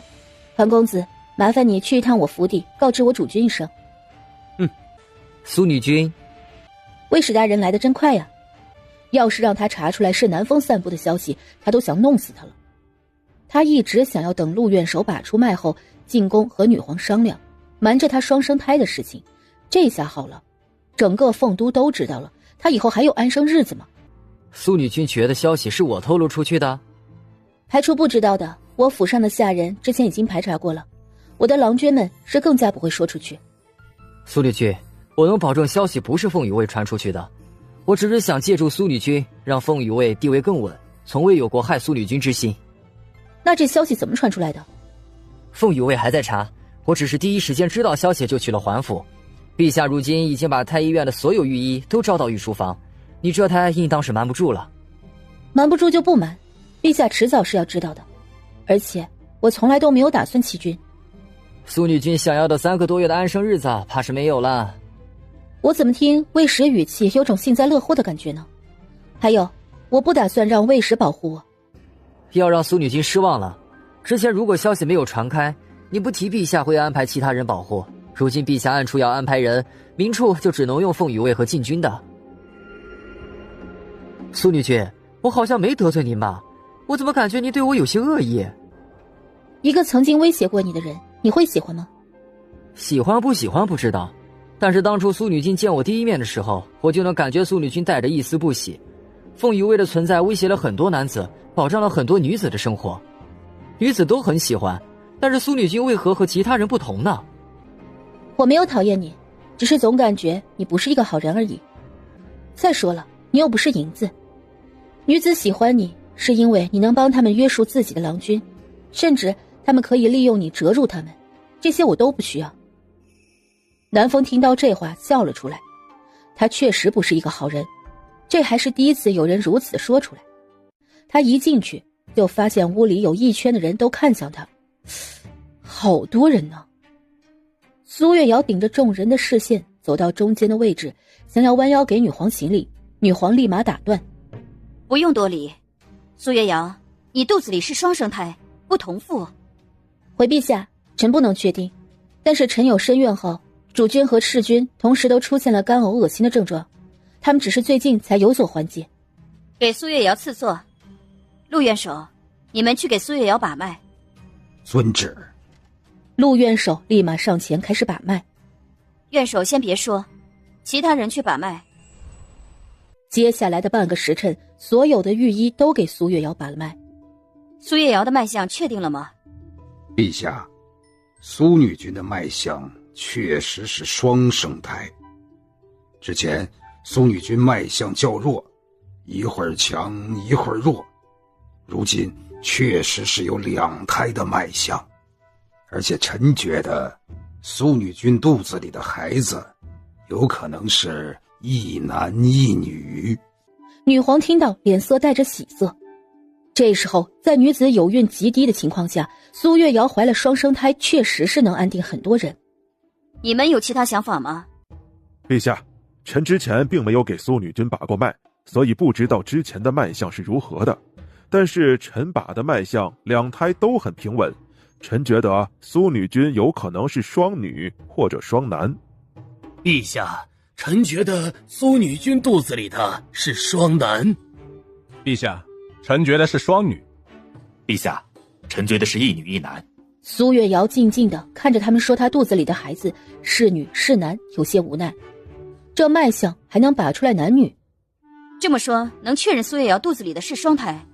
是的，陛下，臣等能够确定。好，好，能确定就好。苏月瑶，你成功诞下双胎，可是大功臣。大功臣？生了双胎就成大功臣了，这是不是也太夸张了些？陛下，臣只是运气好了些。陆元首，你们都退下，今日之事不得外传，朕会亲自下旨公布。臣遵旨。陆院守和御医们都跪下行礼，退出了御书房。如今女子有孕力低，有几个州府都不稳定，你怀了双生胎的事情传开的话，最起码让百姓们看到了希望。陛下，臣怀双生胎的消息能不能不要公开？一旦公开，臣怕是没有安生日子了。你是怕不安全是吗？朕已经打算在禁军中拨出来50人守着你的府邸，暗处朕会派安卫守着，凤羽卫会全面负责你的安全。日常生活上，你帮桓家裴家公子娶进门也才几位，你的后院里涛儿、易阳还有荀家公子武功高些，但是他们又不能随时守着你，其他的人更是不太行。朕再给你物色几个武功高强的士军伺候在你身边。苏月瑶听到两眼一黑，差点晕了。这是保护吗？这简直就是监视，还给他物色武功高强的士军，这不是保护，这是要了他的老腰啊！陛下，臣就是不想如此，才不想要公开。臣的府邸平日是有人护着，之前陛下答应臣的，不会再强制给臣郎君了。苏月瑶，你知道你如今的情况吗？整个凤兰国已经有20-30年间没有出现过女子怀双生胎的情况，20-30年前怀双胎的也特别少，而且以你的脉象来看，甚至更有可能会是一胎是女子。如今生下女子的年纪都在30岁左右，而你还未满18岁，这意味着什么？你下一胎、下胎都有可能生下女子。今日一旦这消息确认了，整个凤都所有世家都会盯着你，甚至会有那些传承1000年的并未入朝的世家。苏月瑶，你能挡多久？陛下，臣不知道能挡多久，但是我只知道我不愿去。他们还能按着我的头逼我吗？我只是一人，一个女子，就想和喜欢之人过安生日子。如果连这都做不到，那我还不如直接死了，免得被人圈养起来做生育的工具。苏月瑶，你放肆！陛下息怒！陛下息怒啊！南风和内官全部跪在地上。苏月瑶笔直地站在那里。苏月瑶，朕不是在跟你商量，而是直接给你下旨。你想抗旨吗？是想你府里的人给你陪葬吗？那陛下直接把我们都下狱吧。我既然不想娶，就是不想娶，即使陛下下旨也是一样。苏月瑶，来人！陛下，苏女君如今有了身孕，怀着双生胎，脾性大了些。苏月瑶，朕再给你一次机会，要不要听朕的安排？只是保护你的弑君而已。我不会让我的后院无休止的进人。如果陛下是想要人保护我，可以安排高手在我身边保护，但是如果陛下非要赐婚，我绝不妥协。还是说陛下今日试着安排弑君，下面就准备给臣赐婚？您说的不错，消息一旦确认，有些子嗣不丰的世家会想安排他们的公子进我府上，如果得我喜欢，以后就有机会给他们生孩子，不是吗？苏月瑶，你身为女子，生育子嗣本身就是你要做的事情，多娶郎君到底哪里不好？陛下，我没有不想生孩子，我只是想给我喜欢的人生，是我自己决定要给谁生，而不是你们要求我给谁生。我如今已经取够朝廷要求的郎君人数，如果这一胎有女子，那我还算是超额完成的。苏月瑶，如今你怀了双生胎，很多事情并不是你想要如何就能如何的。陛下，我要求不多，就请您不要给我下旨赐婚。那些世家想要我娶他们的公子，让他们找我。这胎我已经经了2次，如果再经1次，他们怕是难出生了吧？陛下，凤羽卫会保护好苏女君。如今苏女君养胎平安到生产才是最重要的。女皇沉思地看着苏月瑶，她确实打算赐几门世家的婚事。如今有些世家女生育率低，更有几家连女子都没有生出来。苏月瑶已经是她这派系人，更能为她笼络人。算了，如今她有孕，不想娶就先不娶，把人逼急了出了事儿，就真的竹篮打水一场空了。南风，从今日起，凤羽卫全力保护苏月瑶，直到生产。臣遵旨。苏月瑶，朕只保证拦着那些世家不下赐婚旨意，他们要是用了手段，朕就管不了了。明日上朝，朕会把你怀双生胎的消息下放全国。陛下，我知道了，世家的手段我会自行解决，多谢陛下。他觉得这凤都怕是不能待了。女皇如今只想要自己利益最大化，她之前还想，她画的武器、写的兵书、书籍会让陛下有一丝的维护，没想到女皇从未想过她的才能，真是越想越觉得可笑。如今她不下旨赐婚，只是不愿意动强，是怕她激动，肚子里的孩子会出事。一旦她生产后，女皇就不会再妥协一分。她是应该好好想想退路了。苏女君，陛下只是想让你多娶夫而已。南风，你一个西晋封家后人，陛下当年可是下旨将你封家全部流放的，你就这么死心塌地地护着陛下？陛下是想要他多娶夫吗？陛下是想用他笼络更多的世家，让他沦为那些世家的生育机器。你怎么会知道？我还知道，谢家、杨家还有萧家倒台，你也都在背后出了手。看来那些背后针对谢杨萧3家的背后势力就是苏女君的人了。那位弑君不只是赤沙阁的杀手那么简单吧？南风，你是想找陛下报仇，还是只想弄死谢家？不管你想干什么，我都出手帮你，如何？那你要什么？接下来一直到我生产，我安排的所有事情你都不准禀告给女皇。如果我要推翻女皇的执政，扶持皇太女，你会帮我？什么？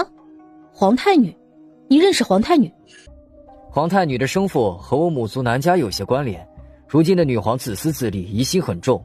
世家为何握着权力不放，就是知道女皇的为人，一旦放下就是他们的死期。我们凤家就是女皇的猜忌，背后从头布局的都是陛下。谢家、萧家都是他故意给的消息，还装着被逼下旨。